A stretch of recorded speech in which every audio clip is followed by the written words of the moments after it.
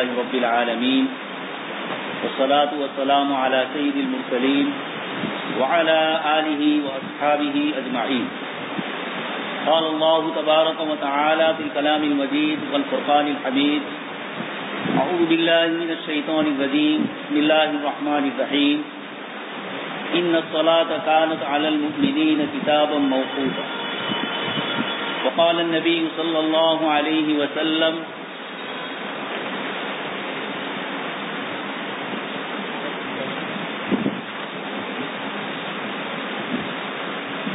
ام سلمة رضی اللہ عنہا زوج النبی صلی اللہ علیہ وسلم عن ابی ہریرۃ انه سأله عن وقت الصلاة فقال ابو ہریرہ انا اخبرك صل الظہر اذا كان ظلك مثلك والعصر اذا كان ظلك مثليك والمغرب اذا غربت الشمس والعشاء بينك وبين ثلث الليل فإن نمت إلى نصف الليل فلا نامت عيناك وصل الصبح بغلس.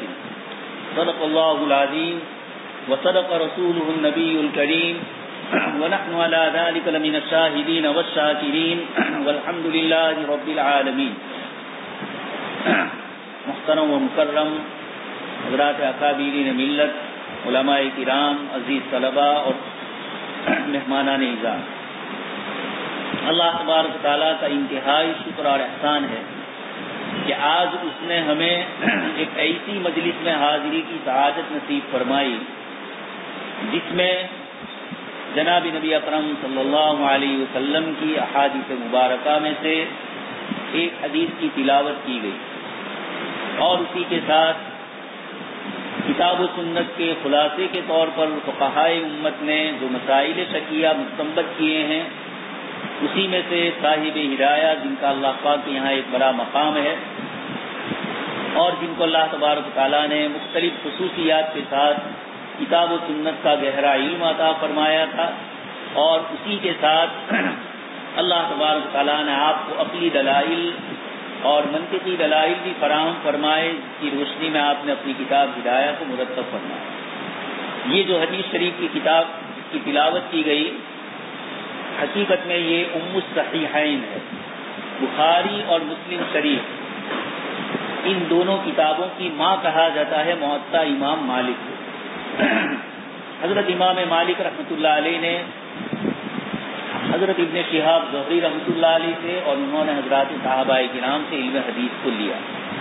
امام مالک رحمۃ اللہ علیہ جنہوں نے مسجد نبوی کے اندر جناب نبی اکرم صلی اللہ علیہ وسلم کی انہی روایتوں کو لوگوں تک پہنچایا. عزیزوں اور دوستوں، ہم سب کے لیے بھی انتہائی سعادت کا یہ مقام ہے کہ اللہ تبارک تعالیٰ نے آج ہمیں موطا امام مالک رحمۃ اللہ علیہ کی روایت محمد اس کی احادیث کی تلاوت کی اور اس کو سننے اور اس کے سنانے کے لیے اور اس سلسلے میں کچھ گفتگو کے لیے یہاں حاضری کی سعادت نصیب فرمائی. کہاں امام مالک رحمۃ اللہ علیہ کا درس احادیث مبارکہ کے ساتھ اور جناب نبی اکرم صلی اللہ علیہ وسلم کی ذات عالی کے ساتھ آپ کی محبت اور آپ کا والہانہ تعلق جس نے آپ کو مدینہ منورہ سے کسی جگہ جانے سے روکے رکھا. اور اسی طریقے سے حضرت امام مالک رحمۃ اللہ علیہ جن سے امام شافعی رحمۃ اللہ علیہ نے موطا کو پڑھا. یہ جو کتاب ہمارے سامنے ہے موطا امام مالک، مشہور ہے موطا امام محمد، لیکن مجھے بڑی خوشی ہوئی کہ ہمارے طلبہ عزیز کے سامنے بھی اور میرے سامنے بھی موطا کا وہ نسخہ ہے جو حضرت مولانا تقی الدین ندوی صاحب محدث اعظم نے بڑی محنت کے ساتھ تیار کیا، اور حضرت مولانا عبدالحی فرنگی محلی رحمۃ اللہ علیہ کا حاشیہ بھی، اور پھر وہاں بھی عبارتوں کے اندر نسخوں کا کچھ فرق تھا. حضرت مولانا تقی الدین صاحب نے ان سب کو مکمل کر کے ہمارے سامنے موطا کو ایک بہترین شکل میں پیش کیا. اور سب سے بڑی خوشی یہ کہ کتاب کا جو نام رکھا الموطا للامام مالک ابن انس بروایت الامام محمد ابن الحسن الشیبانی. لوگوں کو یہ پتا چلے کہ یہ جو کتاب پڑھی جا رہی ہے وہی کتاب ہے جو امام مالک رحمۃ اللہ علیہ سے ان کے شاگرد حضرت یحییٰ نے سنی اور عالم اسلام میں پہنچائی. اسپین کا سفر کیا، اسپین ہی سے وہ آئے تھے، اسپین سے مدینہ منورہ تک، اور اللہ پاک نے مالکی مسلک کو آپ کے ذریعے اسپین کے اندر پہنچایا، پھیلایا. عزیز طلبہ، اسی موقع پر حضرت امام یحییٰ کا ایک مختصر سا قصہ مجھے یاد آ رہا ہے. یہ یحییٰ جنہوں نے امام مالک رحمۃ اللہ علیہ سے موطا کو تحریر کیا، لکھا اور عالم اسلام میں پہنچایا، یہ مدینہ منورہ میں پڑھ رہے اور اتفاق سے وہاں ہاتھی آ گیا، اور اسپین میں ہاتھی نہیں ہوتا ہے. طلبہ ایک نئی مخلوق آئی تھی تو اس کو دیکھنے کے لیے باہر نکل گئے. حضرت امام مالک رحمۃ اللہ علیہ نے کہا یحییٰ تمہارے ملک ہسپانیہ میں اور اسپین میں بھی تو یہ مخلوق نہیں ہے، یہ اللہ کی ایک جانور ہے، یہ نہیں ہے وہاں، تم بھی چلے جاؤ. کہا حضرت میں اسپین سے مدینہ منورہ تک محض جناب نبی اکرم صلی اللہ علیہ وسلم کی روایتیں لینے کے لیے آیا ہوں اور کسی مقصد کے لیے نہیں آیا. اس لیے آپ حضرات کو بھی یہ جو امام موطا امام مالک رحمۃ اللہ علیہ کا یہ ایک روایت والا جو نسخہ ہے اور یہ دوسری روایت والا نسخہ ہے امام محمد ابن حسن الشیبانی رحمۃ اللہ علیہ، دونوں ہی موطا امام مالک ہے.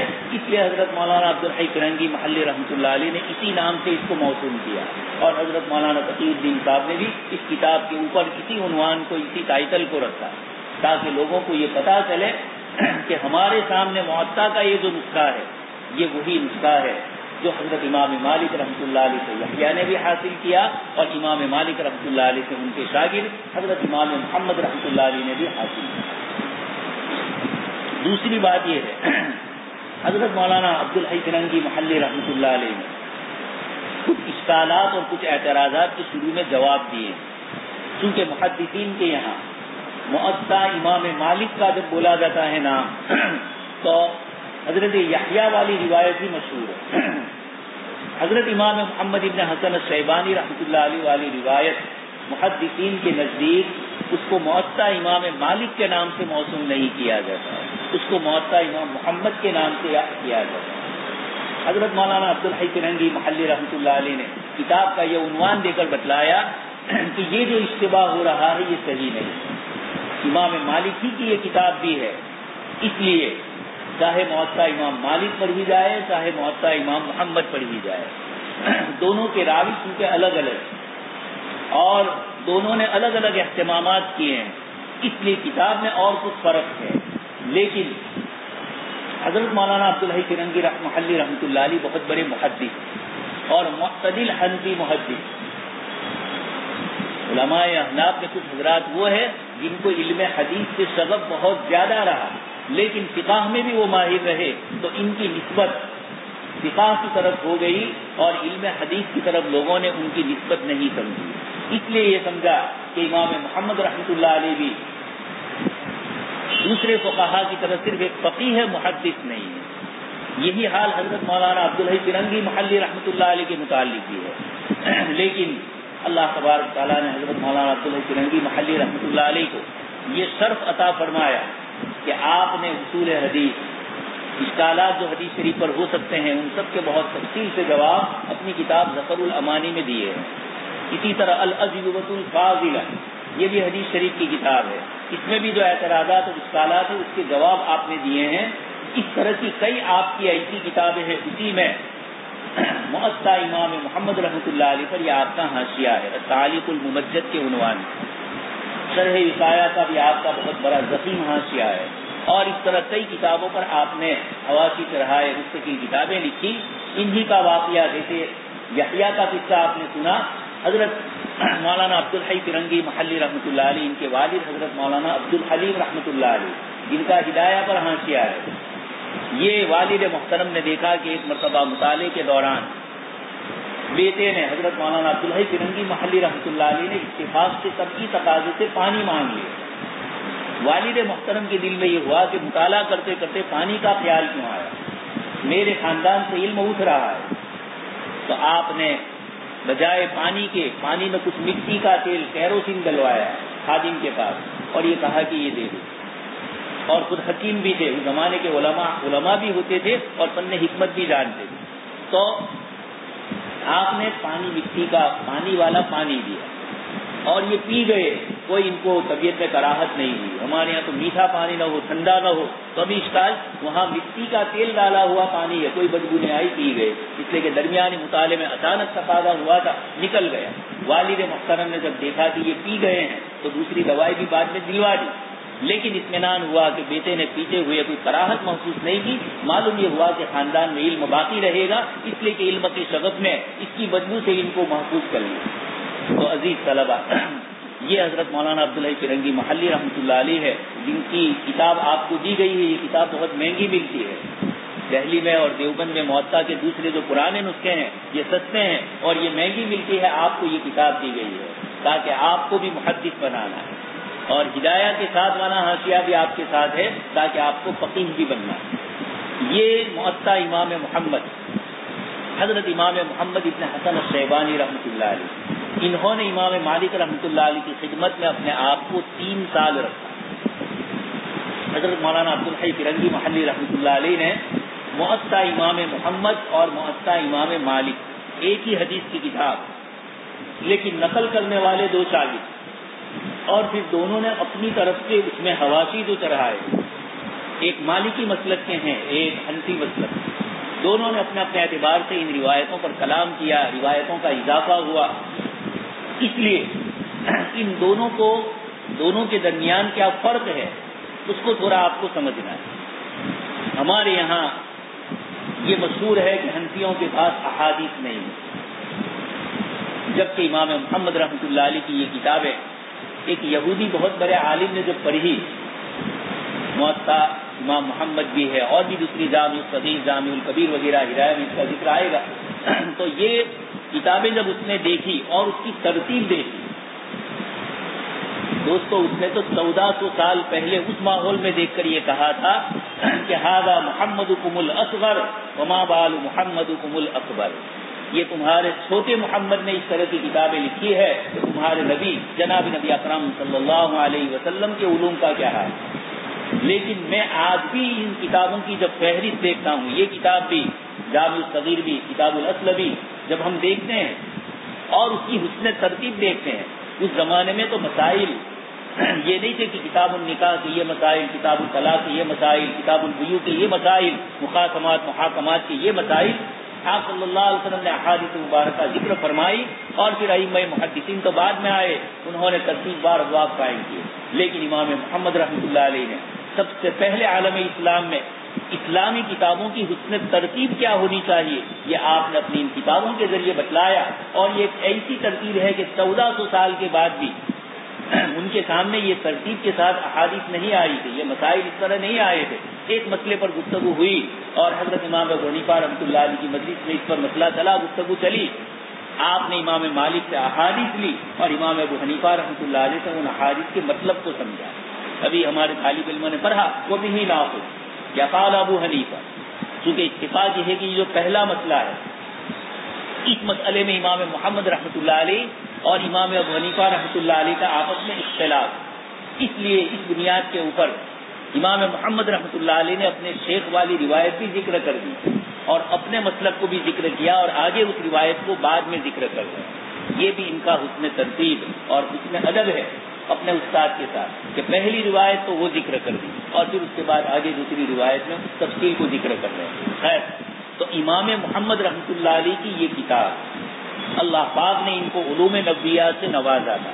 امام ابو حنیفہ رحمۃ اللہ علیہ کی مجلس میں برسوں رہے، امام ابو یوسف رحمۃ اللہ علیہ کی خدمت میں رہے، لیکن یہ نہیں سمجھا کہ میرے لیے یہ دو اساتذہ کافی ہے، مجھے اور کسی سے علم حاصل کرنے کی ضرورت نہیں۔ اس وقت حدثنا واخبرنا کی صدائیں مسجد نبوی میں بلند ہوتی تھی اور حضرت امام مالک رحمۃ اللہ علیہ درس دیتے تھے۔ امام محمد نے یہ سمجھا کہ میں نے فقہ اور حدیث کا ایک حصہ ان علماء سے لیا ہے تو میں احادیث مبارکہ کا ذخیرہ امام مالک رحمۃ اللہ علیہ سے بھی حاصل کروں۔ گویا صحابہ کرام کی دو جماعتیں، مدنی صحابہ اور عراقی صحابہ، وہ صحابہ کرام جو مدینہ منورہ میں تھے ان کی روایتوں کے امین حضرت امام مالک رحمۃ اللہ علیہ، اور وہ روایتیں جو حضرت عبداللہ ابن مسعود کے حوالے سے اور دیگر صحابہ کرام کے حوالے سے کوفہ میں اور عراق کے اندر چلتی تھی، امام محمد رحمۃ اللہ علیہ نے الجمع بین الحجاز و بین العراق، صحابہ کرام کی ان دونوں جماعتوں سے آپ نے علم لیا۔ یہ اعتدال قائم کرنے کے لیے ضروری ہے کہ آدمی حدیث شریف کا بھی علم حاصل کرے اور فقہ کا بھی حاصل کرے۔ فقہ کا علم حاصل ہے تو محض یہ نہ ہو کہ فقہ کی کتاب کھول لی اور مسئلہ دیکھ لیا۔ حضرات مفتیان کرام کی ذمہ داری بنتی ہے کہ جب نیا مسئلہ پوچھا جائے سب سے پہلے غور و فکر کرے کتاب اللہ کہ کوئی آیت ہے جس کی اس سے مناسبت، اور اگر نہیں مل رہی ہے فَإِن لَّمْ تَجِدْ، حدیث شریف کا جملہ ہے کہ معاذ اگر تم نہ پاؤ، یہ نہیں فرمائے کہ قرآن میں نہ ہو، سب کچھ ہے، وَالْبَحْرُ الزَّخَّارُ، عبداللہ ابن عباس فرماتے ہیں کہ اس کا پیاسا کبھی اس کا پیا ہوا کبھی خیر نہیں ہوتا، یعنی مسلسل پیتا ہی رہے گا، قرآنی علوم اور قرآنی مسائل نکلتے ہی رہیں گے۔ ہر زمانے میں ہم دیکھتے ہیں علماء کرام مسائل کو مستنبط کرتے ہیں احکام القرآن کے عنوان سے۔ ابو بکر جساس رازی نے بھی لکھی، ابن العربی نے بھی لکھی، حضرت ملا دیوبند رحمۃ اللہ علیہ نے بھی لکھی اور حضرت تھانوی رحمۃ اللہ علیہ نے ماضی قریب میں لکھی۔ ہر ایک کا طرز اور استدلال کا انداز الگ الگ، اور ہر ایک نے نئے نئے مسائل قرآن سے مستنبط کیے۔ بہت زیادہ نہ جائے تو کم سے کم معارف القرآن حضرت مولانا مفتی محمد شفیع صاحب رحمۃ اللہ علیہ نے قرطبی کے حوالے سے اس میں مسائل جو مستنبط کیے ہیں اور کس طریقے سے آیات سے مسائل نکلتے ہیں یہ بتلایا۔ تو حضرت امام محمد رحمۃ اللہ علیہ ہم مفتیان کرام کو یہ سبق دے رہے ہیں کہ ایک مفتی احادیث مبارکہ سے بھی مکمل طور پر واقف ہونا ضروری ہے، اور ایک محدث مسائل شریعہ کے مستنبط کرنے کے طریقے، اصول، قواعد فقہیہ، مقاصد شریعت سے بھی واقف کار ہونا چاہیے۔ امام بخاری رحمۃ اللہ علیہ کے جو عالم اسلام میں سب سے بڑی پذیرائی ہوئی، اس کی دونوں وجہ ہے۔ اگر صرف امام بخاری رحمۃ اللہ علیہ احادیث مبارکہ کو صحت کے ساتھ جمع کرتے تو امام مسلم کی طرح آپ کو بھی اس طرح ہی پذیرائی ہوتی جیسے امام مسلم رحمۃ اللہ علیہ، لیکن امام بخاری رحمۃ اللہ علیہ نے اصول فقہ اور فقہ کے مسائل بخارا میں ائمہ احنافی سے سیکھے تھے، اور پھر اس کے بعد وہ وہاں پہنچے حدیث شریف کا علم لینے کے لیے۔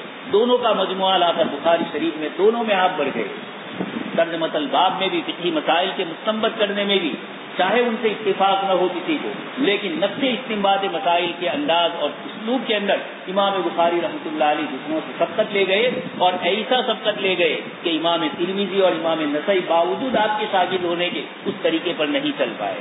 تو یہ اللہ تبارک تعالیٰ نے ان محدثین کو اور ان فقہا کو دونوں علوم سے نوازا، اور ماشاء اللہ آج یہاں پر ہم نے دونوں کتابوں کی ابتدا کی، اور دونوں کتابیں ایسی ہیں۔ موطا امام محمد میں پہلے حدیث ہے اور پھر مسئلہ ہے، ہدایہ میں پہلے مسئلہ ذکر کیا، پھر قرآن کریم کی آیت سے دلیل، پھر احادیث مبارکہ سے دلیل، اور پھر اصول استنباط کے جو طریقے ہیں ائمہ مجتہدین کے یہاں ان طریقوں کو اپنایا۔ اس میں منطق اور فلسفہ اور عقلی اعتدال اور عقلی علوم کے اعتبار سے جو دلیلیں ہو سکتی ہے ان سب کو صاحب ہدایہ نے ذکر کیا۔ ہمارے طالب علم نے ایک عبادت پڑھی چہرہ دھونے کی، یہ امام صاحب ہدایہ نے علامہ مرغی نانی رحمۃ اللہ علیہ نے پہلے آیت کریمہ پیش کی اور پھر اس کے بعد بہت ساری احادیث اس کے بعد آتی ہے، ان کو آپ ذکر کرتے ہیں. پھر صرفی اور نحوی ایک جملے کو ذکر کر کے فإن الوجه مشتقۃ من المواجهہ، عجیب جملہ فرمایا، مجرد ہے اور مزید فی سے. یہی آپ بخاری کے آخری درس میں پڑھیں گے. القصاص کی جو بحث آئے گی اور وہاں پر یہی بحث آئے گی کہ القسط مصدر المقسط. وہاں بھی اشکالات آپ کو ہدایہ میں اسی وقت یہ اشکال سمجھایا جا رہا ہے. فتح القدیر کے مصنف علامہ ابن حمام رحمۃ اللہ علیہ، احناف کے یہ بھی ان علماء میں سے ہے جن کو حدیث شریف کا بھی پختہ علم تھا اور احناف کے بیرسٹر کہے جاتے ہیں.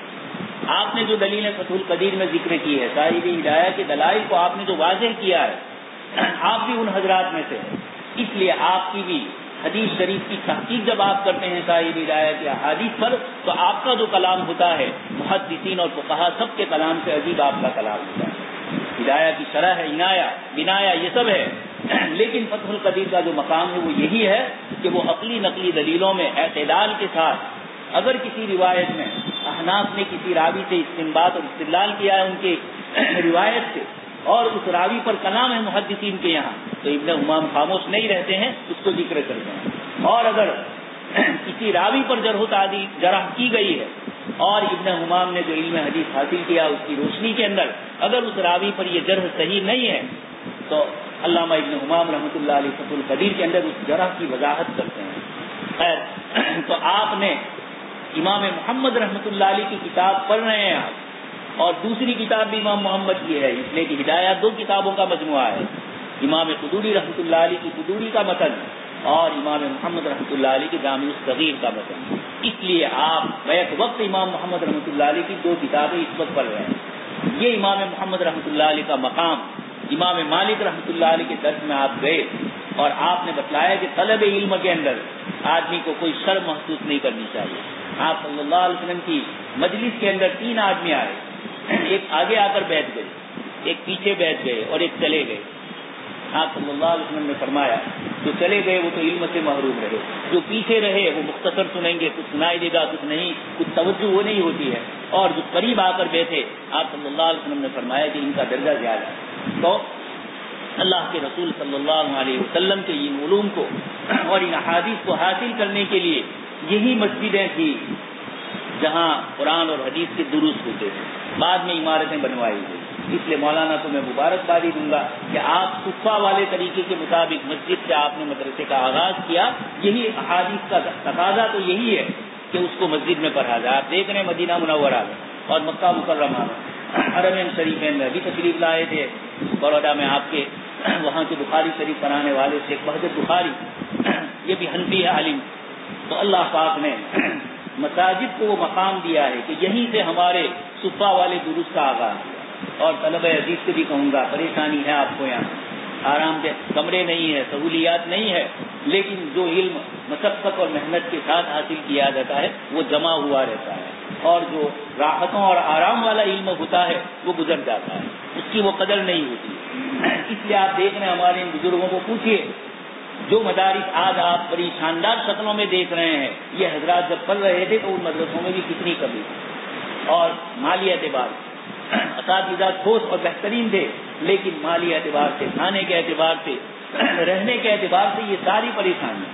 امام محمد رحمۃ اللہ علیہ، پورا آپ کا قصہ مشہور ہے کس طریقے سے علم حاصل کیا. امام شافعی رحمۃ اللہ علیہ اسی موطا کو پڑھنے کے لیے امام مالک رحمۃ اللہ علیہ کی مجلس میں جاتے ہیں، اور قلم لکھنے کے لیے نہیں، کاغذ نہیں ہے. اتنے دور سے آیا ہوا مسافر کتنی پریشانی اور تکلیف برداشت کرتے ہوئے اردو میں چھپ چکی ہے امام شافعی رحمۃ اللہ علیہ کا علمی سفر نامہ. لیکن میں وضاحت کروں، اس میں امام شافعی رحمۃ اللہ علیہ کا جو اس علمی سفر نامے میں امام محمد رحمۃ اللہ علیہ سے علم حاصل کرنے کا بھی پورا ایک چیپٹر، ایک پورا مضمون.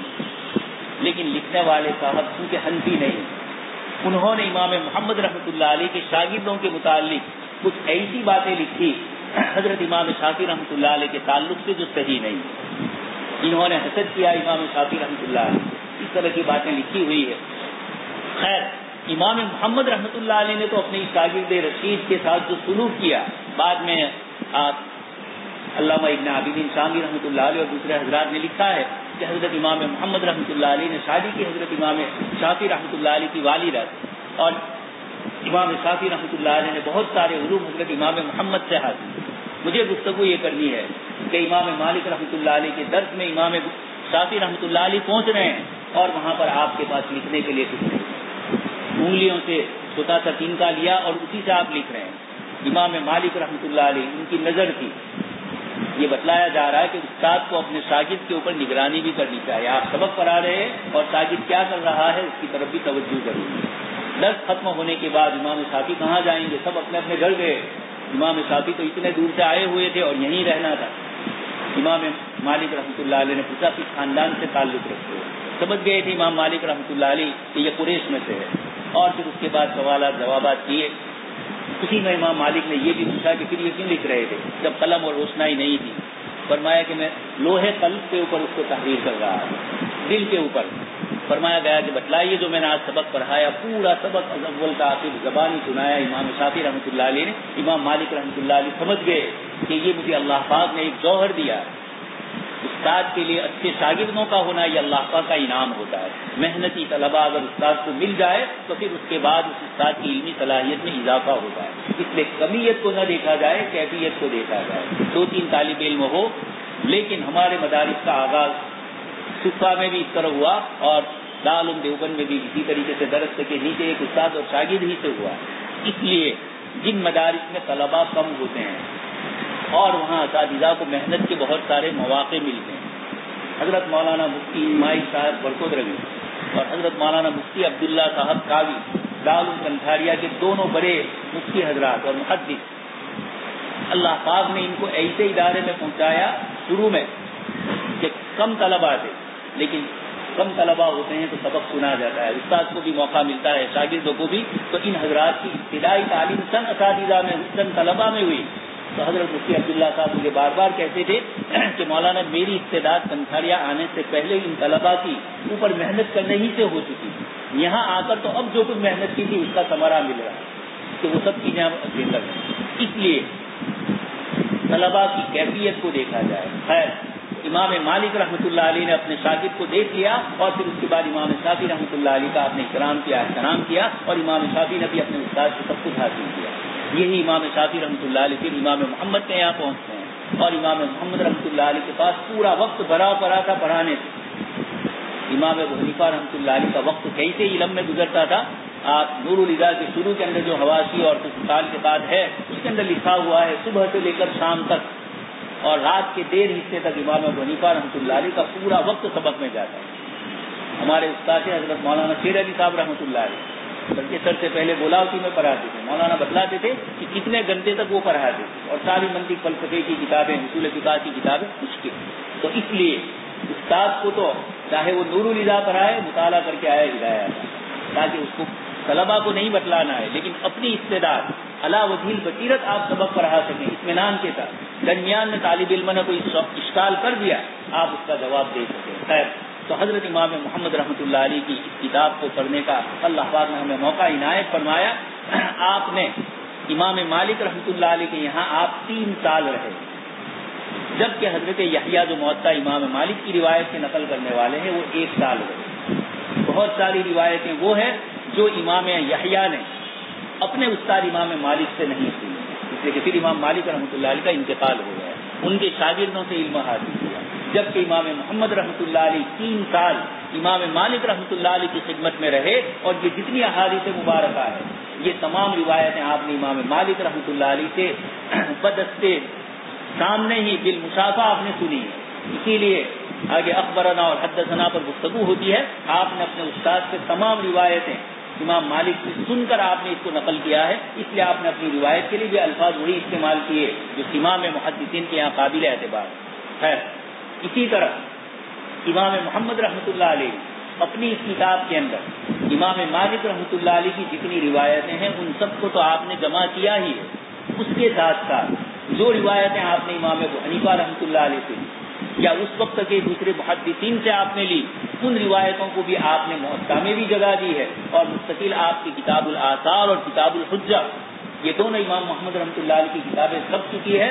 اور حضرت مولانا زاہد کوثری نے بہت محنت سے ان کے اوپر حواشی چڑھانے کے لیے حضرت مولانا ابو الوفا افغانی رحمۃ اللہ علیہ کو جو حیدرآباد میں تھے اور جہاں سے وہ فقہ حنفی کی کتابوں کو مرتب اور معلق حاشیے کے ساتھ مرتب کر رہے تھے، ان کے ساتھ خط و کتابت ہوتی رہتی تھی۔ یہ جو کتاب ہمارے پاس ہے یہ بھی انہی بزرگوں کا صدقہ ہے، اس لیے کہ علامہ زاہد کوثری رحمۃ اللہ علیہ نے اپنے شاگرد شیخ عبد الفتاح ابو غدہ رحمۃ اللہ علیہ جو بہت بڑے محدث تھے، ان سے یہ فرمایا تھا کہ علامہ لکھنوی کی کوئی بھی کتاب مل جائے اس کے اوپر حواشی چڑھاؤ اور اس کو شاندار طباعت کے ساتھ چھپواؤ۔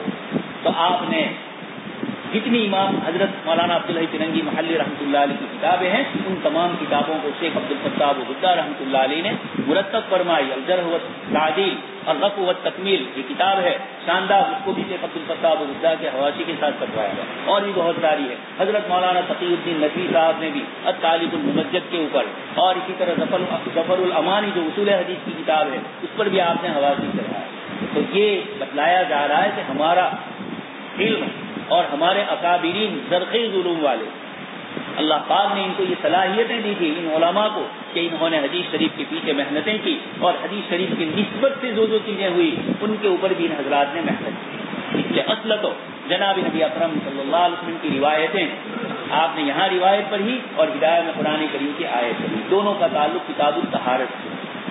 اسلام میں صفائی اور پاکیزگی کو وہ مقام حاصل ہے۔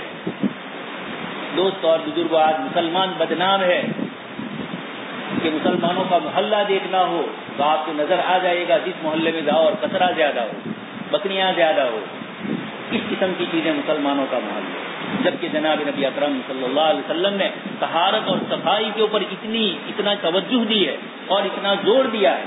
حضرت تھانوی رحمۃ اللہ علیہ کا ایک چھوٹا سا رسالہ ہے الفضل ما شہیدت به الاعداء، کہ فضیلت وہ ہے جس کو دشمن بھی قبول کرے، اور اس رسالے کے اندر اسلام کی خوبیوں کو آپ نے ذکر کیا ہے۔ انہی خوبیوں میں سے طہارت اور صفائی کا مسئلہ اس کو بھی ذکر کیا ہے ایک جرمن ڈاکٹر کے حوالے سے۔ اس نے بہت تفصیل سے طہارت اور صفائی کے مسئلے کو ذکر کیا اور مسلمانوں کے یہاں بتلایا کہ ان کے یہاں صفائی کا کیا مقام ہے۔ اسی طرح اسی نے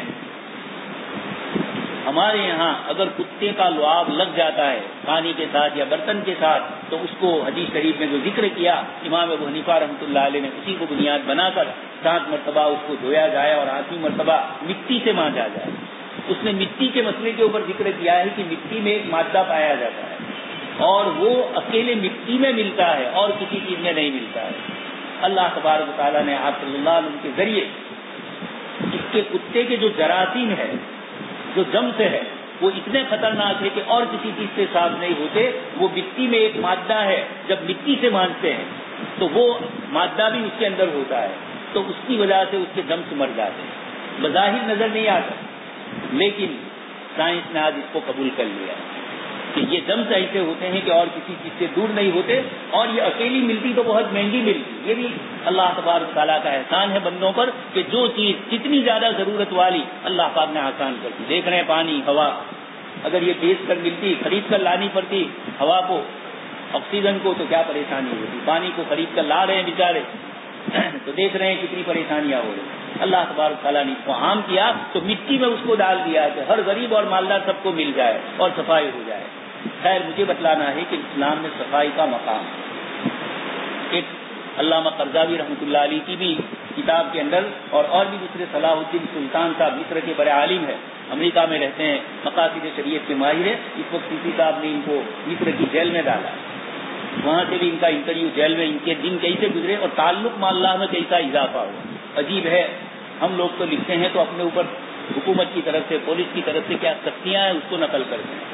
انہوں نے جیل کی کوٹری میں سے جو سب سے بڑا سبق ملا تعلق مع اللہ، جب بندوں سے کٹ گئے، ایک اللہ اور بندہ ہی ہے رات کی تنہائی میں، دن کی تنہائی میں، تو اس موقع پر ان کی معرفت الہیہ میں اللہ پاک کے ساتھ تعلق کے اندر، سوز و گداز کے اندر جو کیفیت میں اضافہ ہوا، آپ نے اس کو لکھا کہ میری ان کیفیات کی بڑھوتری کتابوں کی تصنیف سے اور ان چیزوں سے نہیں تھی، یہ جو مجھے وقت ملا، یعنی گویا اللہ پاک نے مجھے پہنچا دیا حضرت یوسف علیہ السلام کی طرف، وہاں تو اصلاح کے لیے پہنچایا اور یہاں اپنے نفس کی اصلاح کے لیے پہنچایا۔ ہم مانگتے نہیں ہیں سنت یوسفی، لیکن آ جاتی ہے تو اللہ کے نیک ہوتا۔ یہ مجھے اصل تو ان کی دوسری بات نقل کر دی ہے، عبادات سے معاشرت میں اور اخلاق میں کیا فرق پڑتا ہے۔ مستقل کتاب اسلام کی کا ہے کہ سے تھک چکی ہے، عربی کتاب تھی اور اس کا اردو کیا گیا، اور اس کے اندر علامہ قرضاوی نے اور یہ صلاح الدین سلطان صاحب نے فرد اور معاشرے پر پاکی کے اثرات کیا ہوتے ہیں، فرد اور معاشرے پر نماز کے اثرات کیا ہوتے ہیں، روزے کے کیا اثرات ہوتے ہیں. ایک تو انفراد عبادت ہے خدا اور بندے کی، اور ایک معاشرے میں اس عبادت ہے کہ کچھ زکوٰۃ 2 جلدوں میں اتنی ذخیر اردو میں آ چکی ہے حضرت علامہ قرضاوی دامت برکاتہ. تو یہ طہارت امام محمد رحمۃ اللہ علیہ نے بھی شروع اسی سے کیا، لیکن چونکہ ان کا ایک الگ انداز ہے اس لیے میں نے آیت بھی آپ کے سامنے پڑھی، ان الصلاۃ کانت علی المؤمنین کتابا موقوتا. حضرت جبرائیل علیہ السلام آپ صلی اللہ علیہ وسلم کی خدمت میں آئے اور 5 نمازیں ابتدائی وقت میں پڑھائی، دوسرے دن پھر تشریف لائے اور آخری وقت میں پڑھائی، اور یہ فرمایا کہ ان 2 وقتوں کے درمیان کا وقت آپ کے لیے اور آپ کی امت کے لیے، یہ اوقات ہمیں بتایا ہے. کتاب الطہارت ہمیں صفائی کی تعلیم دیتی ہے، اور باب وقوت الصلاۃ ہمیں اپنے اوقات کی پابندی اور اپنے اوقات کو نظم اور ضبط سے رکھنا ہے. ایک مسلمان کا وقت ضائع نہیں ہوتا ہے، وہ بیکار اور لغویات میں ترک مال آیا نہیں. مستقل ہمارے یہاں دعوت و تبلیغ میں اس کو اصول بنایا گیا ہے، اس لیے کہ جب آدمی بیکار کسی چیز میں ہوتا ہے، کوئی کام اور مشغلے میں نہیں ہوتا ہے، تو یہ معاشرے کے اندر برائیاں پیدا کرتا ہے. دیکھ رہے ہیں آپ، چاہے وہ معاشرے برائیاں واٹس ایپ کے ذریعے آئے، چاہے لوگوں کی مجلسوں اور بیٹھکوں کے ذریعے آئے. یہ اسی لیے ہوتا ہے کہ جب وقت کی پابندی نہیں ہوتی، اپنے اوقات کو ضائع کیا جاتا ہے. تھوڑے دن پہلے میں کاکوسی سے آ رہا تھا اور لوناواڑہ سے، اور راستے میں رات کا 1 بجا ہے. گودرا کے بازار سے گزرے، بیچ کے جتنے شہروں میں سے گزرا کہیں کوئی، اور بعد میں بھی یہاں تک، لیکن گودرا کے بازار سے گزرے، دکانیں کھلی ہوئی ہے، مسلمان پان کھا رہے ہیں اور پان کے گلوں پر بیٹھے ہوئے ہیں. مجھے افسوس ہوا کہ جس نبی نے عشاء بعد بیٹھ کر باتیں کرنے سے منع کر دیا اور اسی لیے عشاء کی نماز تاخیر سے رکھی گئی کہ دنیاوی کام کاج ہو تو لوگ اس میں مشغول ہو جائے، لیکن پھر لا ثمر بعد العشاء اس کے بعد نہیں ہے. ان کی امتی شہروں میں زیادہ پایا جاتا ہے، دیہاتوں میں بھی. دوست اور بزرگوں، جناب نبی اکرم صلی اللہ علیہ وسلم پر یہ جو نماز کی فرضیت آئی اور نماز کے اوقات بتلائے گئے، یہ ہمیں کیا تعلیم دے رہے ہیں؟ یہی تعلیم دے رہے ہیں کہ اوقات کی پابندی ایک مسلمان کے لیے ضروری ہے. جب اللہ کی عبادت کے لیے وقت متعین کہ اس وقت میں ادا کرو گے تو ادا ہوگی ورنہ قضا ہوگی، وقت سے پہلے نہیں ادا کر سکتے. یہ سارے جو اصول اور ضابطے ہیں، اسی لیے ایک یورپین مصنف نے کہا کہ نماز سے بڑھ کر ڈسپلن سکھلانے والی کوئی چیز نہیں. نماز ایک ترتیب سے مسلمان کو کھڑا کرتی ہے، آگے پیچھے نہیں ہوتے. یہ سب دیکھیے، اسلام کی جتنی عبادتیں اس کی طہارت کا مقام ہے وہ بھی اعلیٰ. حضرت امام غزالی رحمۃ اللہ علیہ استنجے کے لیے جاتے، اب وہاں بیٹھے بیٹھے اللہ کا کیا ذکر کریں؟ منع ہے، ذکر لسانی تو ہو نہیں سکتا ہے. تو امام غزالی رحمۃ اللہ علیہ دل میں کہتے تھے کہ باری تعالیٰ، جیسے آپ نے میرے جسم سے ظاہری گندگی کو دور کیا، آپ میری جو باطنی گندگی ہے، کبر ہے، حسد ہے، دل کی جو بیماریاں ہیں جس پر صوفیاء کے نام محنت کرتے ہیں، اور یہی سب سے بڑی مشکل سے نکلتی ہے، آسان نہیں ہے. جوتیاں رگڑنے کے بعد بھی بہت جلدی سے نہیں جاتی ہے. یہ عجیب و غریب ہے اور اہل علم کے طبقے کے ساتھ اس کی وابستگی زیادہ ہے. اسی لیے حضرت جی مولانا الیاس رحمۃ اللہ علیہ فرماتے تھے، قرآن کریم میں اقرا باسم ربک اس کا ذکر فرمایا علم کا، اور آگے بھی علم والی آیتیں آئی، لیکن آگے ایک اور لفظ بھی فرمایا یتقا، علم میں طغیانی آتی ہے، اس لیے فضائل علم کے ساتھ فضائل ذکر رکھا گیا کہ ذکر کے علم کی بنیاد پر تعلی پیدا نہ ہو، اس کو ٹھنڈا کرو. عمل میں بھی یہ کروایا. کتاب الصلاۃ ہے، حضرت مجدد الفسانی رحمۃ اللہ علیہ فرماتے ہیں کہ جب بندہ اللہ سے قرب اور نزدیکی حاصل کرتا ہے، آپ سن ہی چکے ہیں روایت، سورہ فاتحہ کی جب بندہ تلاوت کرتا ہے تو بندہ ایک آیت پڑھتا ہے، اللہ پاک اس کا جواب دیتے ہیں، پھر آیت پڑھتا ہے، پھر اس کا جواب دیتے ہیں. حضرت عمر ابن عبدالعزیز رحمۃ اللہ علیہ ہر آیت پر ٹھہرتے تھے. کسی نے پوچھا کہ آپ اس طرح کیوں کرتے ہیں؟ جناب نبی اکرم صلی اللہ علیہ وسلم نے فرمایا کہ بندہ جب کہتا ہے الحمدللہ رب العالمین تو اللہ پاک فرماتے ہیں حبیب نبی آپ میرے بندے نے میری حمد بیان کی. اس طریقے سے ہر آیت پر جواب دیا جاتا ہے. تو کہا میں اپنے رب کے جواب کو سننے کا منتظر رہتا ہوں. جن حضرات کی ہم تو ان کو صرف مسلمانوں کے خلیفہ سمجھ رہے ہیں، لیکن باطنی کیفیات بھی کیسی تھی، اتنا استحزار تھا. تو یہ رکتے تھے تاکہ اللہ کا جواب، یعنی احادیث مبارکہ پر اطمینان تھا کہ میں جو پڑھ رہا ہوں اللہ پاک جواب دے رہے ہیں، چاہے مجھے سنائی دے یا نہ سنائے. اس لیے عملی اس کو تطبیق دے رہے تھے. یہ دوست اور بزرگوں، روایتوں میں آنے والے جو مسائل، جو فضائل ہے، اگر روایت صحیح سند کے ساتھ ہے اور اس کے اندر فضائل ہے، جنت کے تذکیرے ہیں، جہنم کے تذکیرے ہیں، اور اللہ پاک کی نعمتیں یا وہاں ہونے والی زحمتوں کا ذکر ہے، تو ہمارے دل میں سب سے زیادہ یقین اس روایت پر ہونا چاہیے۔ روایتوں پر عمل یہ بات کی چیز ہے، لیکن روایت پر اعتماد کہ میرے رسول صلی اللہ علیہ وسلم نے فرمایا، آپ بار بار سنیں گے حدیث شریف کی کتاب میں، الصادق المصدوق، مجھے میرے خلیل الصادق المصدوق نے یہ فرمایا۔ صحابی اس کو خلیل فرمایا، اللہ کے رسول سے محبت، اور الصادق المصدوق خود بھی اور اللہ پاک کی طرف سے بندوں کی نگاہوں میں بھی مصدوق۔ یہ اللہ کے رسول صلی اللہ علیہ وسلم نے ہمیں نماز کے اوقات بتلائے۔ تو حضرت مجدد رحمۃ اللہ علیہ فرماتے ہیں کہ بندہ اللہ سے قرب حاصل کرتا ہے، اور اسی لیے آپ سن بھی چکے ہیں التفات میں، بلاغت میں، کہ شروع میں غائب کی 3 آیتیں آئی، مالک یوم الدین، اللہ پاک کی تمام صفات کا استحضار ہو گیا، جلا لیا، جما لیا۔ اب بندہ کہہ رہا ہے ایاک نعبد و ایاک نستعین، ہم تیری ہی عبادت کرتے ہیں۔ اب تک غائب کا صیغہ تھا، اور اب مخاطب سامنے آ گیا، گویا استحضار اب ایسا ہو گیا کہ قربت آ گئی، اور اب بندہ اس طریقے سے اللہ پاک سے مانگ رہا ہے۔ حضرت مجدد رحمۃ اللہ علیہ فرماتے ہیں یہ اللہ پاک سے قرب کے مراتب بڑھتے رہتے ہیں۔ اب بندہ جب اللہ سے قریب ہوتا ہے تو شیطان دل میں وسوسہ ڈالتا ہے۔ اللہ پاک کا قرب تو بہت بڑا ہوا، کسی اللہ والے سے لوگوں کا قرب ہوتا ہے تو بھی لوگوں میں فخریات، ان کو ایک دل کے اندر ایک کیفیت ہوتی ہے کہ مجھے یہ مقام ہے۔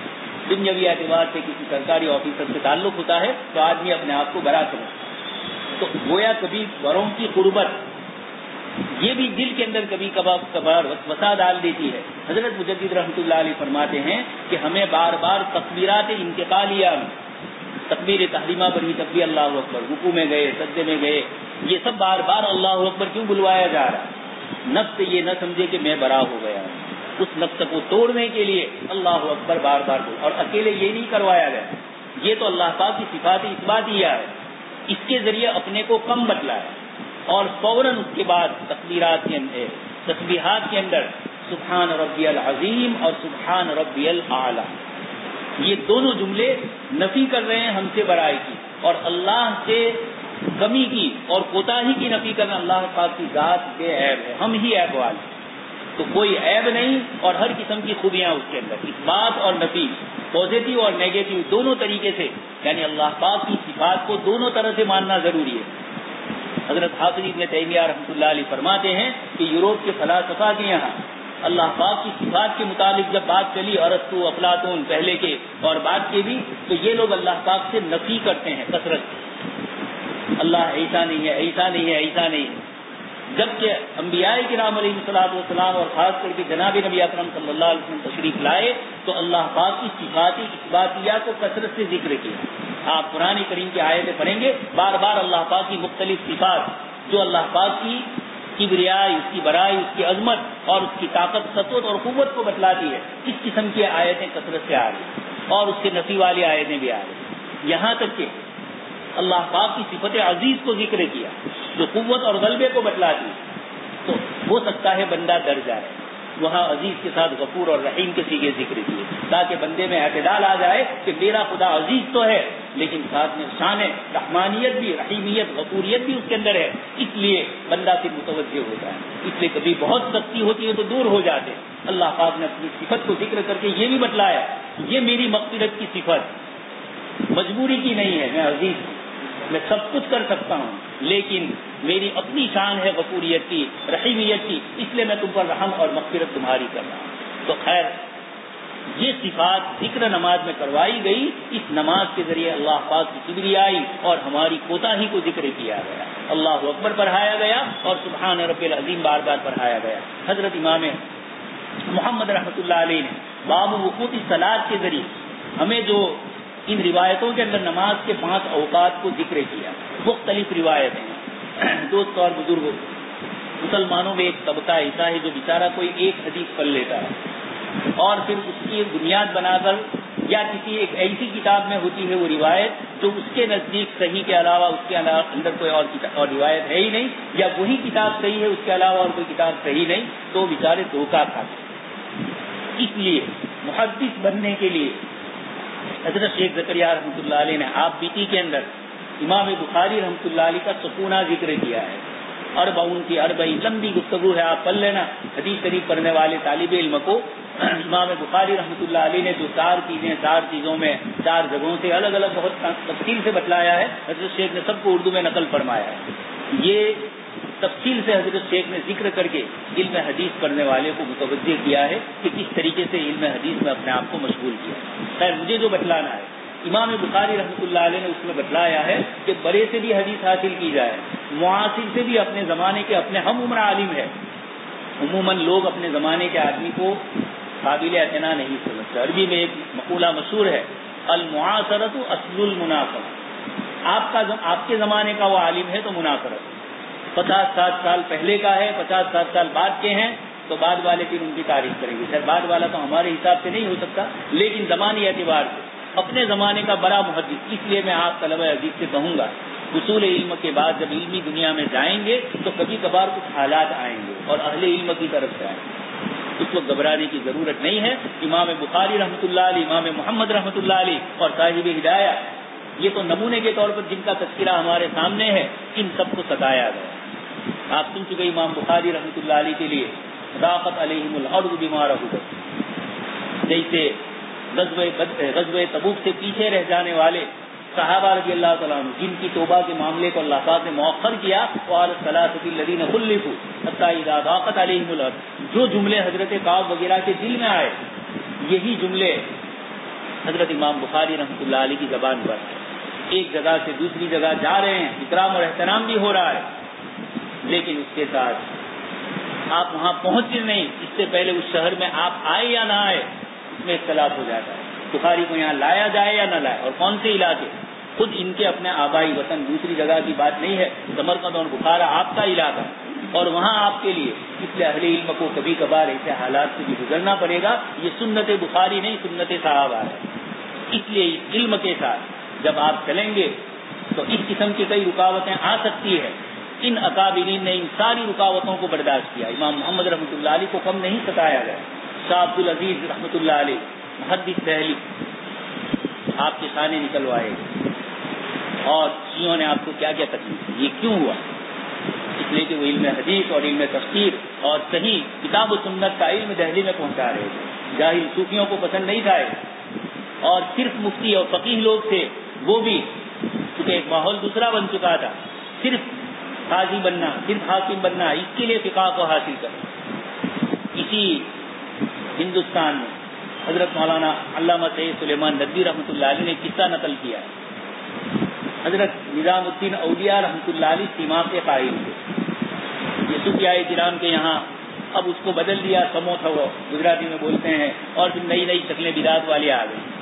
خیر بتلانا یہ ہے کہ وہ چونکہ اس کو مانتے تھے، لیکن ہر طرح کی تحریف، بدعت اور شرک سے پاک، اور دوسرے علماء ان کا انکار کرتے. ایک مجلس لگی دہلی میں، حضرت نظام الدین اولیاء رحمۃ اللہ علیہ نے ایک روایت پیش، اگر یہ روایت صحیح نہیں موضوع ہے، لیکن ان تک وہی روایت پہنچی. اس سے یہ بھی معلوم ہونا چاہیے کہ حدیث شریف کا علم جب امت سے اٹھ جاتا ہے تو اکابرین تک بھی ایسی روایتیں نقل کرتے ہیں جو صحیح نہیں ہوتی. حضرت نظام الدین اولیاء رحمۃ اللہ علیہ نے ایک روایت حضور کی طرف منسوب کر کے پیش. مجھے جو آپ کو کہنا ہے اس وقت تک کے فقہاء نے اگر یہ کہا ہوتا کہ یہ روایت صحیح نہیں ہے، موضوع ہے، تب تو ایک محدثانہ کلام ہوگا، ایک فقیہانہ کلام ہوگا. لیکن انہوں نے کیا کہا؟ تو مرد مقلدی سورا و حدیث کے کا قول ابو حنیفہ بیان تا و معرض قبول افتر. تو ایک مقلد آدمی ہے، امام ابو حنیفہ رحمۃ اللہ علیہ کے قول کو لاؤ، حدیث سے تمہیں کیا لو؟ دوستو یہ امام ابو حنیفہ رحمۃ اللہ علیہ کا مسلک نہیں ہے. اذا صح الحدیث فهو مذهب. امام صاحب فرماتے ہیں جب میرا کوئی قول ہے اور حدیث اس کے مخالف، اور تم کو حدیث صحیح سند کے ساتھ صحہ کا لفظ ہے، صحیح صحت کے ساتھ مل گئی تو یہی میرا قول ہوگا. میرے قول کو چھوڑ دو اور اس روایت کو. یہ کام ہو چکا ہے. ہمارے غیر مقلدین حضرات مثال کرتے ہیں کہ جب تمہارے امام کا یہ ہے تو پھر رفع دین کیوں کرتے ہو؟ ہم یہ کہنا چاہتے ہیں کہ رفع بھی اور عدم رفع دونوں کی روایتیں صحیح ہے، اور یہ سب کچھ تنقید ہو چکی ہے. آج کی بات نہیں ہے. جب روایت نقل کر رہے تھے امام بخاری رحمۃ اللہ علیہ اور امام مسلم جب روایتیں نقل کرتے تھے، اس سے پہلے مدینہ منورہ میں صحابہ کرام کی 2 جماعتیں، رفع والی بھی تھی، عدم رفع والی بھی. تو دونوں جب وجود سے ثابت ہے تو دونوں پر عمل کیا جائے. ایک صاحب آئے ہمارے یہاں دعوت میں لگے ہوئے تھے، وہ اپنے ایک رشتے دار کو لے کر آئے، کہا یہ نماز میں مکھیاں مارتا ہے، نعوذ باللہ، بار بار رفع دیں. میں نے کہا یہ بالکل صحیح نہیں. آپ صلی اللہ علیہ وسلم سے جب روایت میں رفع ثابت ہے اور یہ سنت سمجھ کے کر رہے ہیں اور ان کے امام نے سنت سمجھ کے اس مسلک کو اپنایا ہے تو آپ کو اس کی بے عزتی اور بے ادبی نہیں کرنی. تو دوست اور بزرگوں، امام محمد رحمۃ اللہ علیہ نے ہمیں یہ بتلایا کہ دونوں علوم میں جب کمال ہوگا حدیث شریف میں اور فقہ میں تو آپ آگے بڑھ سکتے ہیں اور اس کی روشنی کے اندر آپ امت کی صحیح رہنمائی کر سکیں گے. اس لیے اس نے اتفاق سے آپ کے حضرت ناظم صاحب اور محتمیم صاحب نے بھی ان دو کتابوں کا جو خود بھی مفتی صاحب ہے، اس لیے انہوں نے ان دو کتابوں کی جو اس وقت سبق کا آغاز ہو رہا ہے، حدیث شریف بھی ہے اور اس حدیث کے اندر فقہ کا پہلو، فقہ کی کتاب ہے اور اس میں کتاب اللہ اور سنت نبوی کے مضامین ہے، صاحب ہدایت. اس لیے ان دونوں بزرگوں کی کتابیں، دونوں کی زندگیاں اللہ پاک نے انتہائی تقویٰ پرہیزگاری والی رکھی. صاحب ہدایت کے متعلق تو مشہور ہے، 13 سال میں کتاب پوری، اور شروع میں مقدمے میں آپ نے لکھا ہے کہ میں نے کیوں یہ کتاب لی.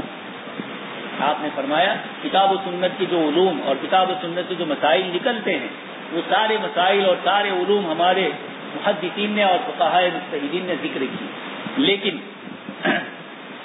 اصول فقہ میں بھی لکھا ہے اور صاحب ہدایہ کا بھی لفظ موجود ہے کہ مسائل نازلہ، امت کو پیش آنے والے جو مسائل ہیں وہ قیامت تک آئیں گے اور حالات بدلتے رہیں گے. اور کتاب و سنت میں ہر مسئلے کو ذکر کیا جاتا تو کتنی ضخیم ہوئی. تو اللہ پاک نے اپنی پاک کتاب میں کچھ اصول اور ضابطے ذکر کر دیے. آپ صلی اللہ علیہ وسلم نے احادیث مبارکہ ذکر کی، اس میں احادیث بھی ذکر کی اور کچھ ضابطے بھی مقرر کیے، اور قیامت تک امت کے مجتہدین کے لیے اطمینان ہو گیا کہ کتاب و سنت کے ان اصول سے، ان قواعد سے، ان مقاصد کی روشنی کے اندر ہم اپنے اپنے زمانوں کے اندر مسائل کو مستنبط کریں گے.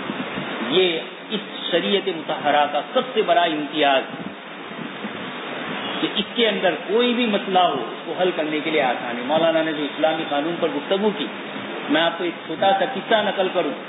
ڈاکٹر حمید اللہ صاحب یہ لو کالج میں انگلینڈ میں پڑھ رہے تھے، وہاں 100 سال اس کالج کے پورے ہوئے. تو فرانس سے ایک بہت بڑا پروفیسر جو قانون ہی کا واقف تھا اس کو بلایا گیا، اسپیشل اس کا پروگرام رکھا گیا. اس نے بہت ساری باتیں کہی. اس میں ایک بات اس نے یہ کہی کہ میں آج آپ کو ایک بات ایسی کہنے کے لیے آیا ہوں جو آج تک کسی نے نہیں کہی. اور پھر یہ کہا کہ میں قانون کا آدمی ہوں. جب کوئی نیا مسئلہ، وہ تو چونکہ مسلمان نہیں ہے، وہ شریعت کو نہیں وہ تو ملحد لوگ ہیں، وہ تو خدا کو بھول کر ہی سائنس اور ٹیکنالوجی کی ابتدا کر رہے ہیں الحاد کے ساتھ. اس لیے اللہ اور رسول کی باتوں کا تو وہاں سوال ہی نہیں. لیکن اس نے یہ کہا کہ میں نے قانون پڑھا ہے تو مسلمانوں کا قانون بھی پڑھا ہے. ہمیں قانون، جب کوئی نیا مسئلہ آتا ہے، مثلاً ٹریفک کا مسئلہ آیا تو اب اس کے لیے قانون کیسے بنایا جائے. اب پچھلے دور میں تو گاڑیاں تھی نہیں تو قانون کیسے بنایا، ان کو پریشانی ہو رہی.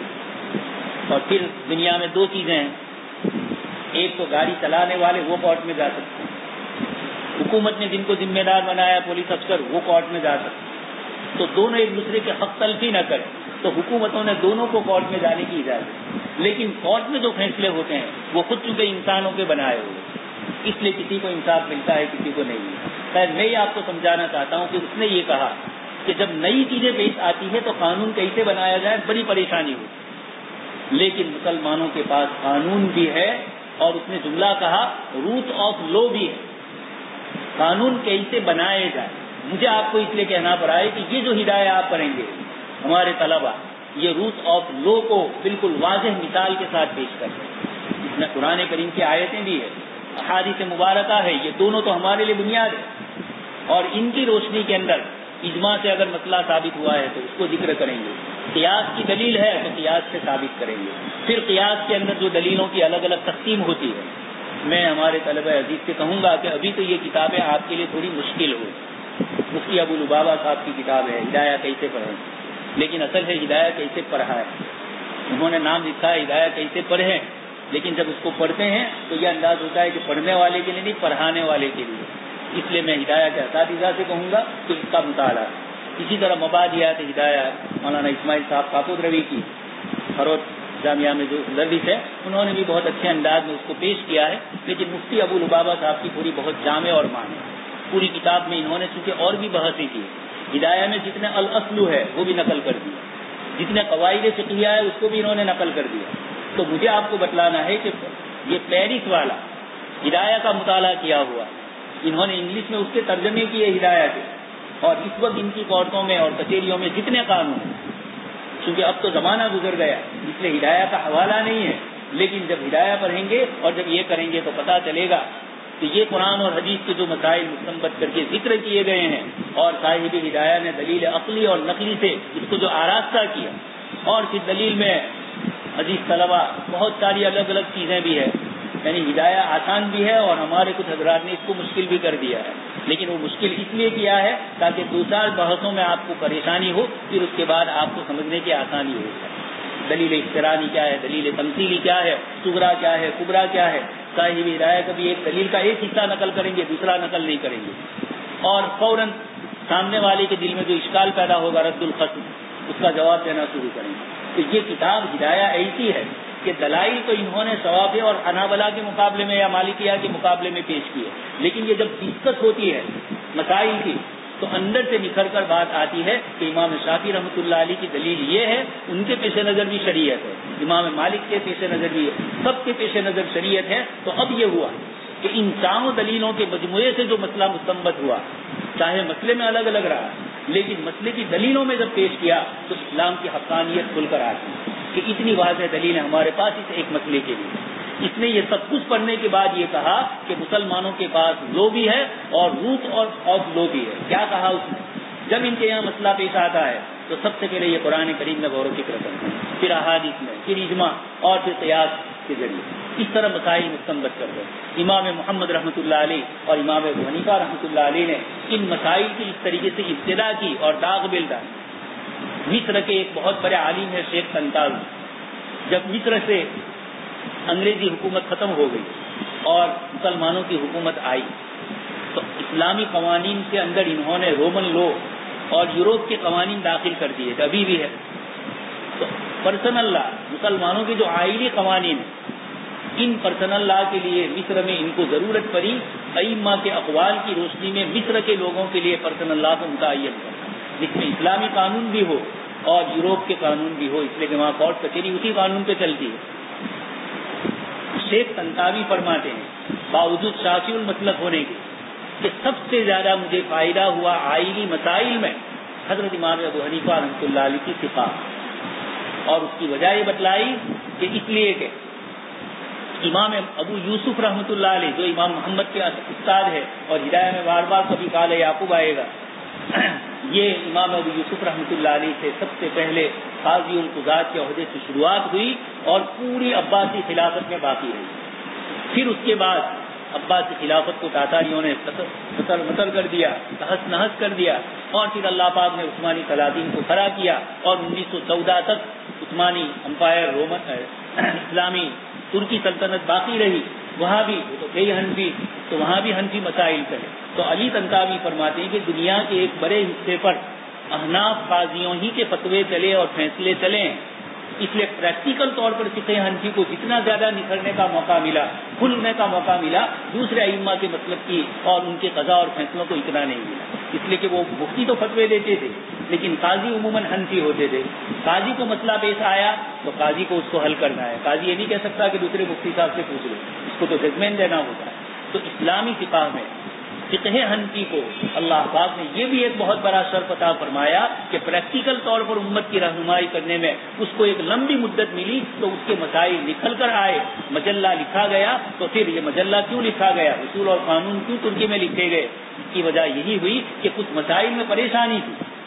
صاحب ہدایہ استحسان کے طور پر ان مسائل کو آپ کے سامنے پیش کریں گے اور ان مسائل کو بھی ذکر کریں گے. یہ استحسان کی بنیاد بھی امام محمد رحمۃ اللہ علیہ نے ڈالی. تو ان دونوں کتابوں میں پہلی کتاب کے اندر نماز کے اوقات کو ذکر کیا. سب مسلمان جانتے ہیں اوقات کو, ان اوقات کے مطابق ہمیں عبادتیں ادا کرنی ہیں, کوئی پریشانی نہیں ہے. جو کچھ پریشانی آتی ہے مسائل نہ سمجھنے سے آتی ہے, یا مسائل میں گدمد چیزیں ہو جاتی ہے. ابھی انگلینڈ کا مسئلہ چلا رمضان کا, سحری کا, اور اسی طریقے سے ابھی عشاء کی نماز کے وہاں اوقات ہے. ایک صاحب نے پوچھا کہ مطلب یہ تو نیا مسئلہ ہے انگلینڈ سے. میں نے کہا نیا آپ کے لیے میرے لیے ہے. جب مسلمانوں کی حکومت ماوراء النہر کے شمالی علاقے میں، روس کے علاقوں میں، اور ادھر جارجیا اور یوگوسلاویا کے جو ممالک ہیں البانیا وغیرہ، ان ملکوں میں جب اسلامی حکومت پہنچ چکی تھی تو یہی وہ علاقے ہیں جہاں مئی سے لے کر جون تک سورج غروب ہوتا ہے، تھوڑی دیر کے بعد طلوع ہوتا ہے. شفق ابیض اور شفق احمر کا وجود ہی نہیں ہوتا ہے. غروب ہوا، روشنی آتی ہی نہیں ہے اور فوراً طلوع ہو جاتا ہے. تو مسئلہ آتا ہے عشاء کی نماز. جناب نبی اکرم صلی اللہ علیہ وسلم سے صحابہ نے پوچھا حدیث دجال آپ سن چکے ہیں.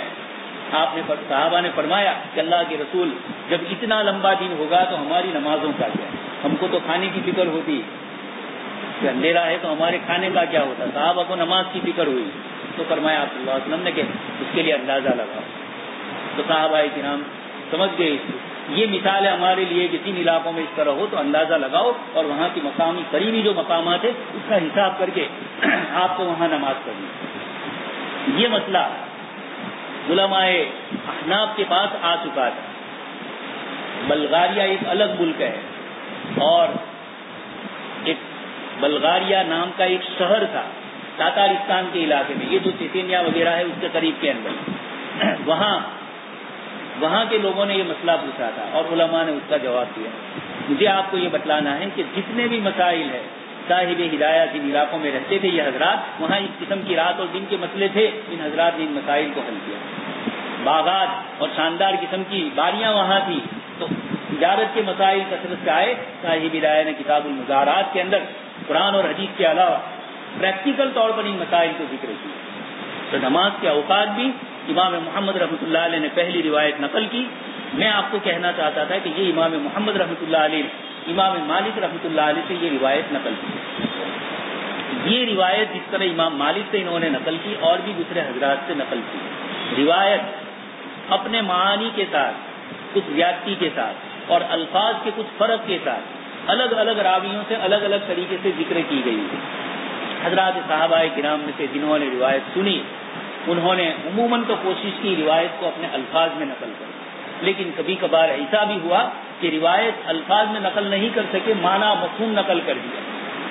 حضرت مولانا تقی عثمانی صاحب بہت شاندار اس کے سلسلے میں جواب فرماتے ہیں کہ صحابہ کرام یہ کرتے تھے کہ روایت کا مفہوم جو ہوتا تھا، اصل گڑ، اس کو تو آپ صلی اللہ علیہ وسلم کے الفاظ میں محفوظ رکھتے تھے، لیکن جو اطراف حدیث ہے، ضمنی باتیں جو شروع اور آخر میں کبھی ہوتی ہے، کبھی بیچ میں جملہ معترضہ ہوتا ہے، اور یہ وہ چیزیں ہوتی ہیں جو اصل مضمون سے تعلق تو رکھتی ہے، لیکن اگر اس کو روایت بالمعنی بھی کر دیا تو نفس مسئلے میں کوئی فرق نہیں پڑتا ہے. تو صحابہ کرام نے، اس لیے کہ حضور صلی اللہ علیہ وسلم کی فصاحت و بلاغت 1400 سال کے بعد بھی آج ان الفاظ کو آپ دیکھیے کہ شاندار طریقے سے اللہ کے رسول صلی اللہ علیہ وسلم نے مسائل کو سمجھایا ہے. سادہ انداز اور فصاحت و بلاغت کا عالم ہے. یہ دونوں چیزیں بیک وقت جمع نہیں ہوئی. ہمارے عربی ادب پڑھنے والے علماء جو نئے نئے فارغ ہوتے ہیں، ہم لوگ پڑھ رہے تھے، حضرت مولانا اقبال صاحب دیولوی دامت برکاتہم مدینہ منورہ سے پڑھ کر تشریف لائے، ندوہ سے بھی آپ نے پڑھا، اور انہی دنوں میں حضرت مولانا سید محمد رابع صاحب بھی تشریف لائے، مولانا علی میاں صاحب بھی آئے. تو طلباء نے حضرت مولانا قاسم صاحب آتی سے یہ کہا کہ ہم کو حضرت مولانا سید ابو الحسن علی ندوی رحمۃ اللہ علیہ اور حضرت مولانا رابع صاحب کا تو ایک ایک لفظ سمجھ میں آ گئے، لیکن حضرت مولانا اقبال صاحب کے کئی الفاظ اتنے اونچے تھے کہ وہ لغات ہمیں سمجھ میں نہیں آئے. ضروری ہے شروع میں فارغ ہونے والوں کو مترادفات الفاظ کی کثرت ہونی چاہیے، لیکن جب مصنف پڑھنا مشق ہو جاتا ہے تو اس کی سب سے بڑی خصوصیت یہ ہوتی ہے کہ الفاظ بھی مختصر اور ایسے جو عام، جیسا آپ دیکھ رہے ہیں اخبارات جاہل سے جاہل پڑھنے بیٹھ جاتا ہے، اور کتاب دو اس سے آسان لیکن پڑھنے سے جی چرا ہے. عام مطلب ہمارے مسلمانوں کا یہ حال ہے، اس لیے کہ اخبار میں ان کو کرکٹ دیکھنی ہے یا فلم کی چیزیں دیکھنی ہے یا چھوٹے موٹے اوپر کے کچھ سیاسی خبریں سننی ہے. اندر کے جو مشکل مضامین آتے ہیں اس سے مسلمانوں کو کوئی لینا رہے. یہ صاحب مجھے کہہ رہے ہیں گجرات صوبے میں بہترین سے بہترین مضمون غیروں کے جو مسلمانوں کے اور ملک کی سیاست کے آتے ہیں وہ نقل ہوتے ہیں، یہ بڑے قیمتی ہوتے ہیں، لیکن اس کو پڑھنے کی فرصت کس کو ہوتی ہے؟ ہم کو تو اوپر کی چیزیں ہی دیکھنے کی. خیر، تو بتلانا یہ ہے کہ جناب نبی اکرم صلی اللہ علیہ وسلم کی خصوصیت یہی ہے کہ آپ نے الفاظ بھی سادہ استعمال کیے اور اسی میں معانی اور مضامین اور ادبیت بھی اس کے اندر، بلاغت بھی اس میں آ جاتی ہے. یہ چھوٹی سی روایت جو ہمارے طلباء نے ہمارے سامنے پڑھی اور ان 5 اوقات کو ذکر کیا، اسی میں چونکہ عصر کے وقت کے سلسلے میں 2 روایتیں امام محمد رحمۃ اللہ علیہ نے مثلین والی روایت کو بھی ذکر کیا، ڈبل سایہ ہو جائے، ہر چیز کا اصلی سایہ اپنے سائے سے ڈبل ہو جائے، سایہ اصلی کو اس کو چھوڑ کر اصل کو، یہ عصر کی نماز کا وقت ہمارے یہاں دیر سے شروع ہوتا ہے اور ثواب مالکیہ ہے حضرت، آپ دیکھ رہے ہیں سعودی میں جا رہے ہیں عصر کی نماز وہاں جلدی ہوتی ہے۔ حضرت امام محمد رحمۃ اللہ علیہ اور امام ابو یوسف رحمۃ اللہ، ان دونوں بزرگوں کا بھی اس مسئلے کے اندر قول چونکہ امام مالک اور امام شافعی رحمۃ اللہ علیہ کے ساتھ، لیکن ادب دیکھیے، قال محمد ھذا قول ابی حنیفہ رحمہ اللہ فی وقت العصر، سب سے پہلے اپنے استاد والی جو روایت ہے امام مالک سے وہ روایت نقل کی جو امام ابو حنیفہ رحمۃ اللہ علیہ کی تائید ہے۔ معطا امام محمد کی یہ بھی خصوصیت ہے، حضرت یحییٰ والی جو معطا ہے امام مالک، اس کے اندر تو صرف امام مالک رحمۃ اللہ علیہ نے جتنی روایتیں نقل فرمائی ہے اسی کو انہوں نے لیا ہے، امام مالک کے علاوہ اور کسی محدث کی روایت نقل نہیں کی، اور امام مالک کی روایتوں کے علاوہ یحییٰ نے امام مالک رحمۃ اللہ علیہ کے اجتہادات کو بھی نقل کر دیا، یعنی حدیث نہیں، امام مالک نے جو مسئلہ مستنبط کیا حدیث شریف سے اس کو۔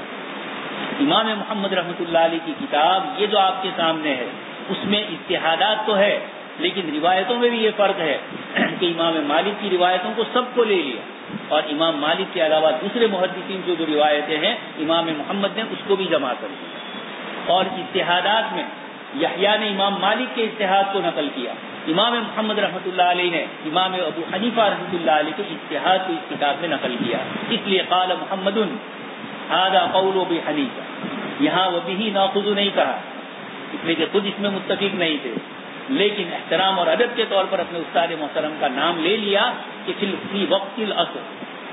پوری روایت میں ہمیں تمام مسائل میں اتفاق ہے، لیکن عصر کے مسئلے کے سلسلے میں چونکہ 2 روایت ہے، یہ روایت سے ہمارے استاد نے استدلال کیا ہے اور میں چونکہ اس قول کا قائل نہیں ہوں، لیکن پھر بھی ایک جملہ آگے نقل کیا، ایک اور بات بھی کہہ دی، وکان یر الاسفار فی الفجر، کہ فجر کی نماز میں بھی امام ابو حنیفہ رحمۃ اللہ علیہ کے نزدیک تھوڑا اجالا ہو جائے اس وقت فجر پڑھی جاتی ہے۔ عام متن آپ دیکھ رہے ہیں رمضان کے علاوہ باقی دنوں میں ہم لوگ اسفار ہی میں نماز پڑھتے ہیں، یہ بھی اشارہ کر دیا، اور وکان یر الاسفار روایت بھی ہے، لیکن چونکہ امام محمد کا یہاں بھی مسئلے میں تھوڑا کچھ فرق ہے، اس لیے وکان یرا کے لفظ سے اپنے امام کی تو بات کہہ دی، لیکن خود کا کیا مسلک ہے آگے اس کو بھی جب اوقات آتے ہیں وہاں نقل کرتے ہیں۔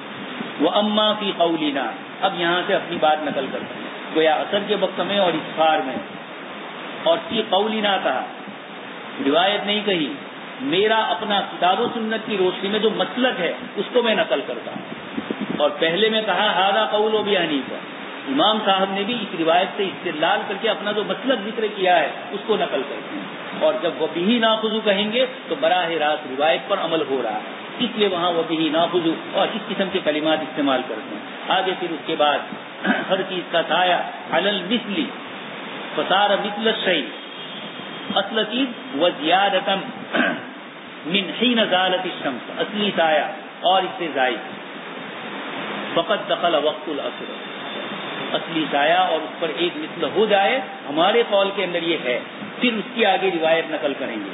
وَأَمَّا أَبُو حَنِيفَةَ فَإِنَّهُ قَالَ لَا يَدْخُلُ وَقْتُ الْعَصْرِ حَتَّى يَصِيرَ ظِلَّ مِثْلَيْهِ، پھر دوبارہ تاکید کے ساتھ کہا کہ میرے استاد ہے، لیکن اس مسئلے میں روایتوں کے سلسلے میں مجھے اپنے استاد محترم سے اختلاف ہے۔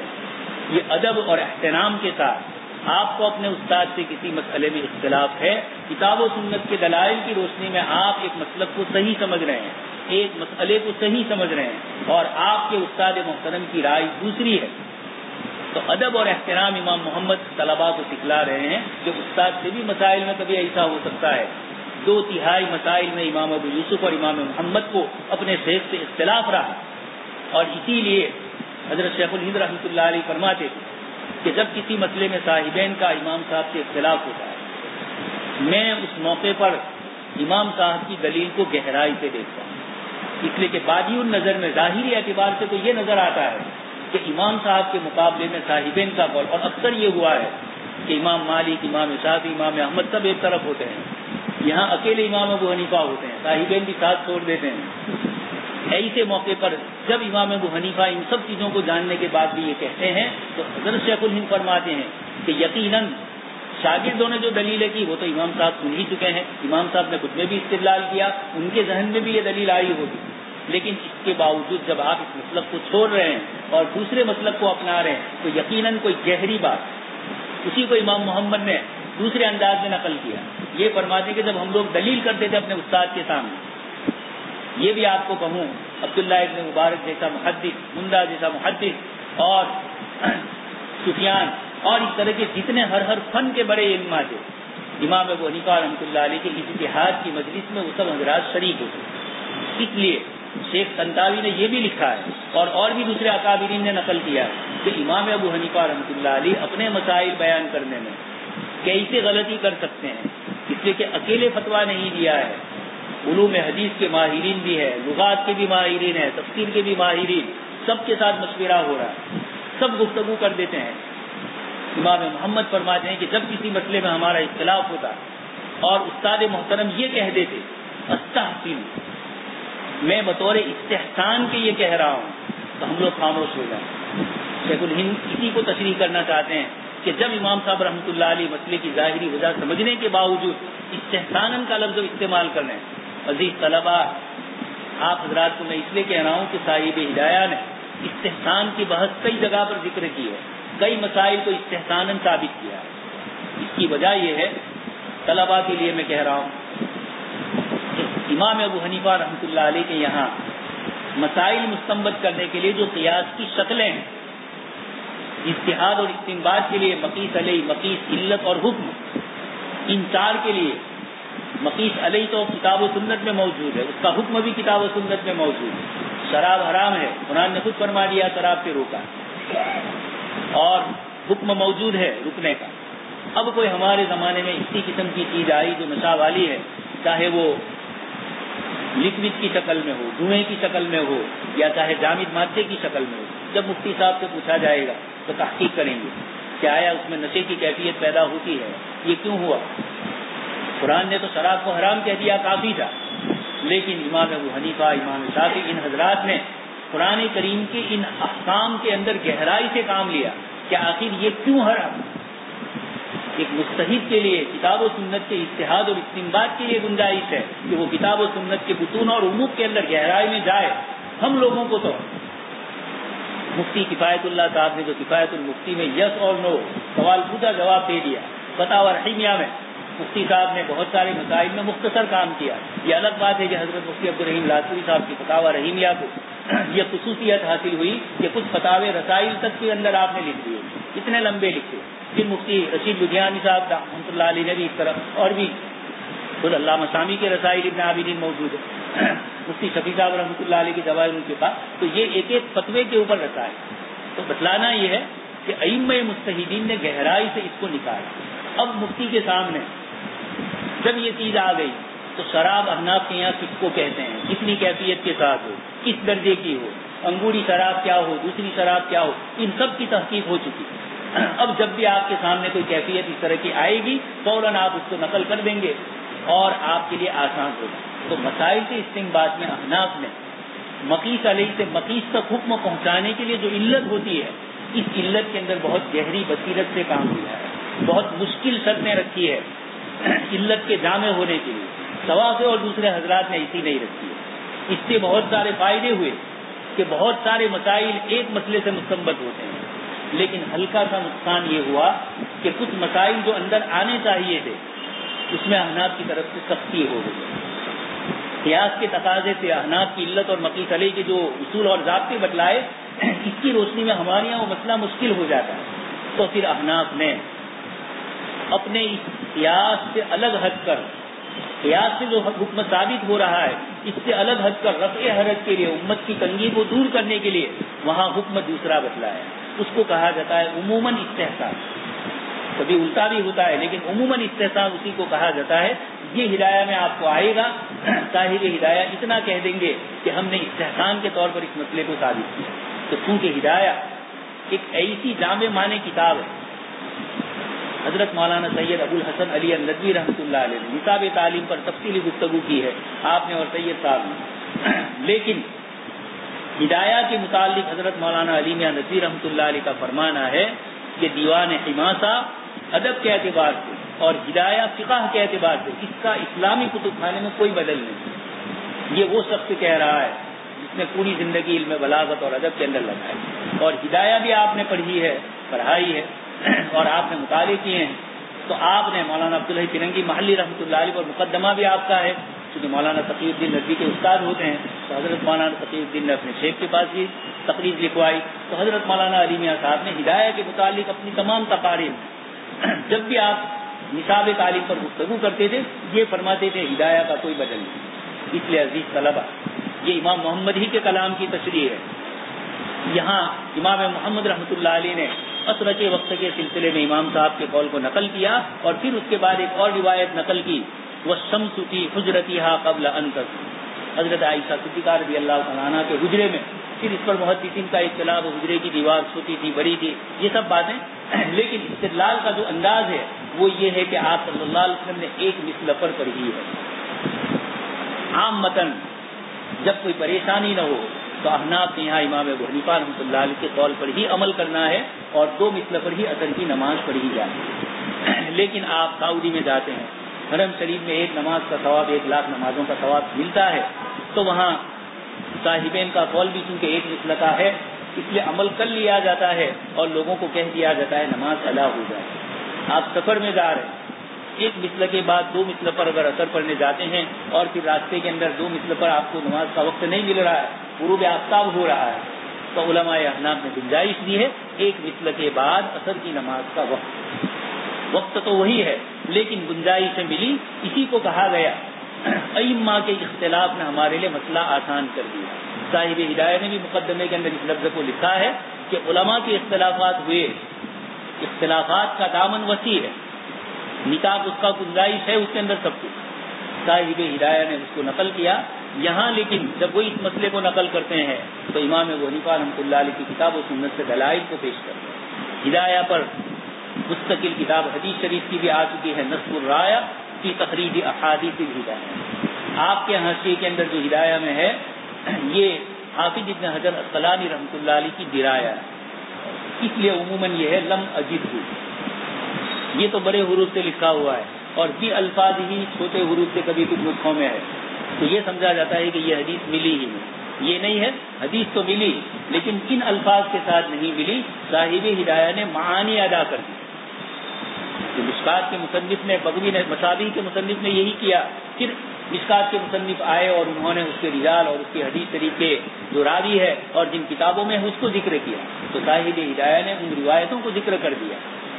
لیکن روایت بالمعنی ملتی ہے, نصب الرایہ میں بھی ملی اور بھی ہمارے علماء نے نصب الرایہ پر بھی اب تخریج کی, اور جو روایتیں ان کو نہیں ملی تھی نصب الرایہ کے مصنف کو یا ملی تھی اور اس کے اوپر کلام تھا, مزید اس کے اوپر کلام کر کے اس کو بھی واضح کر دیا. تو ہدایہ نے ہمیں کتاب اللہ کی آیات سے بتلایا علماء کرام کو کہ ہماری دین اور شریعت کی بنیاد کتاب اللہ ہے, اس لیے مسئلے کا سب سے پہلے رجحان آپ کا کتاب اللہ کی طرف. اب ہمارے جدید مفتی حضرات جلد بازی کے اندر یا وقت فرصت نہیں ہوتا ہے, کیوں نہیں ہوتا ہے وہ تو وہی جانے, تو سیدھے فتاوی رحیمیہ کھول لیتے ہیں. یقیناً یہ تو عامی آدمی بھی کھول سکتا ہے. آپ کی اجتہادی صلاحیت مفتی حضرات کی تب بنے گی جب آپ ان روایتوں پر غور کریں, کتاب اللہ کی آیات کی روشنی میں اس نئے آنے والے مسئلے کو دیکھیں اور اسی طریقے سے احادیث مبارکہ میں غور کریں. حضرت مفتی شفیع صاحب کی جواہر الفقہ یہ ہم مفتیوں کو یہی بتلاتی ہے مسائل کو کیسے مستنبط کیا. اور یہی نہیں, آج کے زمانے میں ایک مسئلہ نیا آیا ہے, یعنی ایک نئی شکل بنی.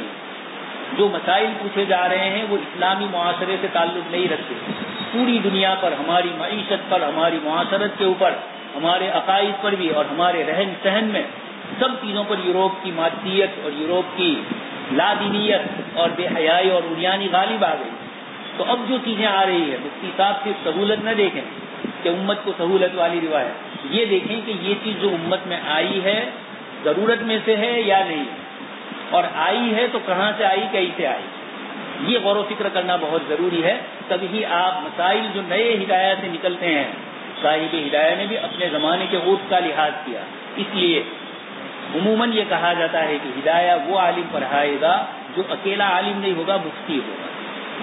آپ کے لیے خوشی کی چیز ہے چاہے نئے مفتی صاحب ہے، لیکن افتاء کیے ہوئے ہیں اور وہ آپ کو کتاب پڑھا رہے ہیں، اس لیے کہ وہ یہ ساری بحثیں پڑھ چکے ہیں، قیاس کی، استحسان کی، اصلاح کی، مقاصد شریعت کی، قواعد فقہیہ کی، فروع کی، اشباہ و نظائر کی.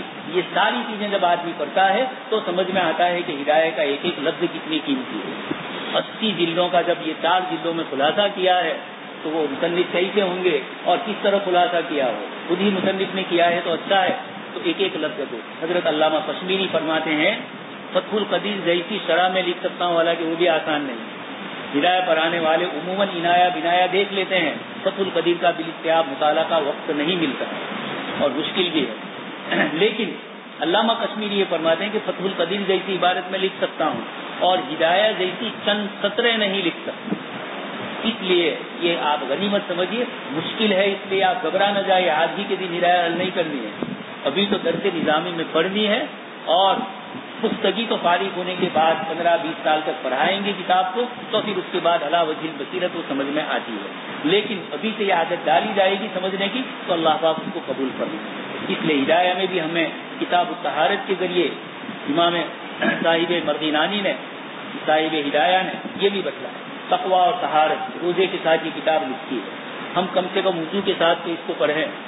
انہوں نے روزے کے ساتھ لکھی اور پھر ایسا روزہ خود ہی اتنا اللہ پاک کی مخلص عبادت ہے، الصوم لی، لیکن پھر بھی گھر والوں تک کو پتہ نہیں چلا کہ صاحب ہدایہ کو روزہ ہے. کھانا آتا تھا، فقیروں کو کھلا دیتے تھے اور گھر والے سمجھتے تھے کہ انہوں نے کھا لی. یہ اخلاص باللہیت ہے. عزیز طلبہ کہ آج 6 صدی ہجری میں یہ کتاب لکھی گئی اور آج ہم 15ویں صدی میں. اتنے سالوں گزرنے کے باوجود اس کا وہی احترام، وہی وقار باقی ہے. امام محمد کا وہی اخلاص تھا. اس کی بنیاد پر یہ کتاب آج ہمارے سامنے ہے. اللہ تبارک تعالی ہم سب کو بھی اسی طرح اخلاص کی توفیق نصیب فرمائے. پڑھنے والوں کو، پڑھانے والوں کو، ان سے محبت کرنے والوں کو، تعلق رکھنے والوں کو، دوستوں اور بزرگوں، یہ علم اور یہ کتاب و سنت کی باتیں یہ دنیا میں کہیں نہیں ملتی. مدارس اسلامیہ کے علاوہ سب جگہ دنیا ہی دنیا ہے. یہ چہار دیواری اتنی قیمتی ہے. جمعہ کے دن میں نے اپنے طلباء سے ایک آیت پڑھ کر بتلایا، وَاذْكُرْنَ مَا يُتْلَىٰ فِي بُيُوتِكُنَّ مِنْ آيَاتِ اللَّهِ وَالْحِكْمَةِ. 22ویں پارے کی آیت ہے. اللہ تبارک تعالیٰ اگلے پارے 21ویں پارے کے آخری رکوع سے یا ایھا النبی قل لازواجک کے ذریعے ازواج مطہرات میں جو نفقے کی اور خرچے کی زیادتی کا مطالبہ کیا تھا، اس مسئلے کو ذکر کیا جائے. آگے اس کے بعد ایک تصفی فرمائی کہ نبی کے گھر والے تمہارے لیے تو یہی پریشانی. اس لیے میں بھی اپنے عزیز طلباء سے کہوں گا کہ جب نبی سے وراثت لے رہے ہیں تو نبی کے گھر میں فاقے تھے تو آپ کو فاقے تو نہیں ہوں گے، لیکن سہولیات میں 21-20 کا جو فرق پڑے گا تو یہ تو نبوی سنتیں ہیں. وہاں بھی یہ چیزیں تھیں، یہاں بھی آپ کو پریشانی رہنے کی، کھانے کی، یہ ساری جو کچھ ہو رہی ہے، لیکن اس میں جو برکتیں ہوتی ہیں. تو پہلے تو قرآن کریم نے شدت فرمائی کہ نبی کے نکاح میں رہنا ہے تو رہو اسی کے ساتھ، ورنہ پھر آپ تشریف لے جاتے. یہ تو شروع میں سختی فرمائی، کوئی جانے والی نہیں تھی. حضور نے حضرت عائشہ سے پوچھا، حضرت عائشہ نے کہا اللہ کے رسول کسی کو مت بتلانا زوجہ کو، میں اکیلے ہی آپ کو جواب دیتی ہوں کہ میرے والد سے مجھے مشورے کی ضرورت نہیں، میں آپ کے ساتھ ہی رہوں گی. لیکن تمام ازواج مطہرات نے وہی جواب دیا. آگے وَمَن يَقْنُتْ مِنكُنَّ کے بعد اللہ پاک اب ازواج مطہرات کی فضیلت بتلا کہ ہم نے تم پر کیا انعام کی. عزیز طلبہ، انعام مانگا جا رہا ہے دنیا. ازواج مطہرات نے نفقے کی مانگ کی. اللہ پاک فرماتے ہیں وَاذْكُرْنَ مَا يُتْلَىٰ فِي بُيُوتِكُنَّ مِنْ آيَاتِ اللَّهِ وَالْحِكْمَةِ. ہم نے تم پر دنیا کا انعام نہیں کیا، اس سے بڑھ کر علم والا انعام کیا کہ اس گھر میں جہاں تم رہتی ہو، یہ مسجد نبوی اور یہ روضہ اقدس کا جو علاقہ ہے، یہ کیا ہے؟ مَا يُتْلَىٰ فِي بُيُوتِكُنَّ مِنْ آيَاتِ. تمہارے گھروں میں اللہ کی آیتیں پڑھی جائیں، حکمت کی، قرآن اور حدیث کی باتیں بتلائی جاتی ہے. میں اپنے عزیز طلباء سے کہہ رہا ہوں، آپ جس گھر میں بیٹھے ہیں وَاذْكُرْنَ مَا يُتْلَىٰ فِي بُيُوتِكُنَّ، یہ تو اللہ کا گھر ہے اور پھر وہ مدرسہ ہے. مَا يُتْلَىٰ فِي بُيُوتِكُنَّ. حضرت مولانا علی میاں ندوی رحمۃ اللہ علیہ استدلال کرتے ہیں، مدارس کے علماء اور طلباء کو کہتے ہیں اللہ پاک کا شکر اور احسان مانو کہ آپ کو مسجد سے، مدرسے سے، دارالعلوم کی چہار دیواری سے وابستہ کیا، جہاں صبح سے لے کر شام تک اللہ اور اللہ کے رسول کے دین کی باتیں ہوتی ہے. یہ دنیا کی کسی جگہ پر نہیں ہوتی. رات کو 12 بجے تک طلبا پڑھ رہے ہیں، صبح 4-5 بجے اٹھتے ہیں، 4-5 گھنٹوں کا وقفہ ہوتا ہے جس میں کچھ نہیں، باقی پورے 20-22 گھنٹے یا پورے 18-20 گھنٹے مسلسل قرآن اور حدیث کی باتیں ہو رہی ہے مدارس اسلامیہ میں. تو برکتیں اور انوارات کیوں نہیں آئی؟ حضرت مولانا ابرار صاحب رحمۃ اللہ علیہ ہمارے استاد محترم بار بار فرماتے تھے، کشمیر میں بارش ہو رہی ہے اور اس کے اثرات گجرات تک آتے ہیں. ایک مادی چیز کے اثرات جب کشمیر سے یہاں تک آ سکتے ہیں تو بڑودہ شہر کے بیچ میں یہ قرآن اور حدیث پڑھایا جا رہا ہے تو بڑودہ والوں سے کتنی مصیبتیں اور تکلیفیں اللہ پاک نے دور کی ہوئی، ان کو احساس تک نہیں ہو. غیر تک جب اللہ پاک کی طرف سے سمندر کی مچھلیاں ان کے لیے دعا کر رہی ہیں، فرشتے ان کے لیے پر بچھا رہے ہیں. یہ جملے نہیں ہے. حضرت مولانا صدیق مانوی رحمۃ اللہ نے لکھا ہے، ایک صاحب کو اس پر تعجب ہوا تو پیر رکھا کا فرشتے کو لگاؤں میں اپاہج ہو گئے، اس لیے کہ حضور کی روایت پر آپ کو شک ہوا. روایت کی تحقیق تنقید کرو وہ الگ ہے محدثانہ انداز میں، لیکن شک پیدا ہوا آپ کو. مدرسوں میں سب سے بڑی ضرورت ہے قرآن اور حدیث پر اعتماد ہمیں پہلے مکمل حاصل ہے. یہ ہوگا تو مصیبتیں جھیلنا آسان ہے، اور اگر یہ نہیں ہے تو معمولی سی پریشانی آئے گی، آپ ادھر ادھر ہو جائے گے، اس لیے کہ محبتیں نہیں. جب محبت ہوتی ہے تو یہ ساری چیزیں برداشت کرنا آسان، اس میں مزہ آتا ہے. دعوت و تبلیغ کے ہمارے کئی احباب ہیں، کہیں کسی جگہ پر ان پر پتھر ڈالے جاتے ہیں، پریشان کیا جاتا ہے، نئے نئے ساتھی گھبرا جاتے ہیں، پرانے ساتھی کہتے ہیں یہ تائید کی سنت ادا ہوئی. ہمیں سنت مانگنی نہیں ہے، یہ ہمیں تو آپ صلی اللہ علیہ وسلم نے خود فرمایا صلی اللہ العافیہ. اللہ پہلے فرمایا الجنت تحت ظلال السیوف، کہ جنت تلواروں کے سائے میں ہے، پریشانی میں ہے، لیکن فوراً فرمایا اس کا مطالبہ نہ کرو، صلی اللہ العافیہ، اللہ پاک سے عافیت مانگو. اس لیے عزیز طلبہ ہم اللہ پاک سے عافیت ہی مانگتے ہیں. یہ آپ اللہ پاک کا شکر ادا کریں. قرآن کریم کی آیت ازواج مطہرات پر احسان بتلا رہی، علمی احسان، عملی احسان یہ بڑا ہوتا ہے دنیا کے مادی احسان کے مقابلے. اس آیت نے ہمیں یہ بتلایا کہ ہمیں جو یہاں چہار دیواری میں رکھا گیا، دنیا میں باہر نکلیں گے، نکلتے ہی شور شرابہ، لڑائی جھگڑے فتنے، اور یہ طلبہ عزیز اس ماحول میں ہے، یہ اصحاب کہف کا غار ہے. اللہ پاک نے ہمیں محفوظ کر لیا ہے دشمنوں سے، باہر کی چیزوں سے. اس لیے اپنے علم کے اندر اپنے آپ کو جمائے رکھے. یہ تو سبق کا پہلا دن ہے، ساری باتیں بتلائی نہیں جا سکتی. آپ کے اساتذہ کرام آپ کو انشاءاللہ یہ سب چیزیں بتلائیں گے. یہ تو یہاں صرف آغاز کرنا تھا سبق کا. بڑی خوش قسمتی میرے لیے ہے اور سعادت مندی کہ جناب نبی اکرم صلی اللہ علیہ وسلم کی حدیث مبارک کے اس درس کے لیے آپ حضرات نے مجھے یہاں تک بلانے کے لیے مجھے سعادت مند کیا. یہ ہمارے لیے منت من ہے کہ خدمت سلطان ہی کنی، منت ارض و شناس کہ او بخدمت پہ گزار.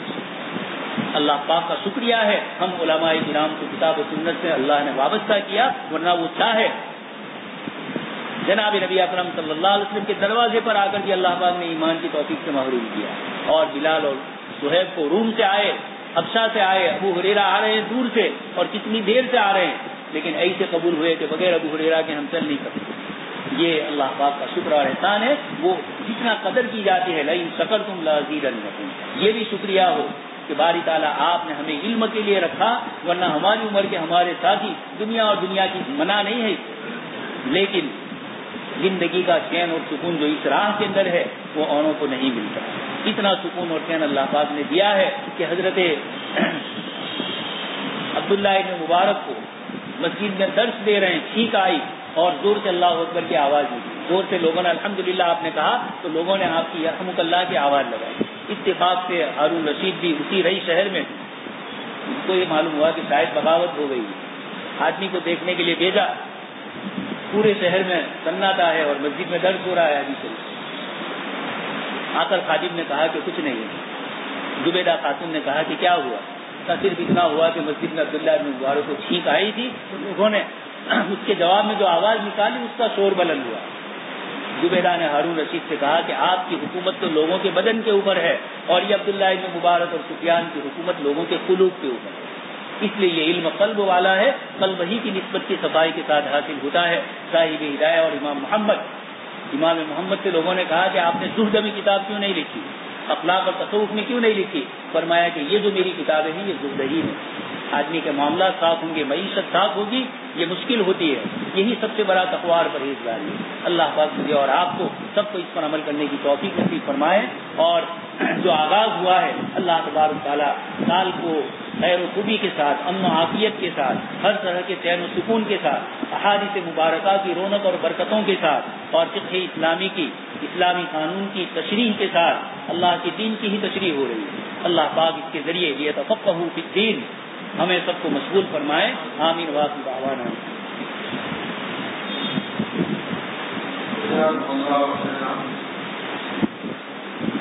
بہت سی باتیں ہمارے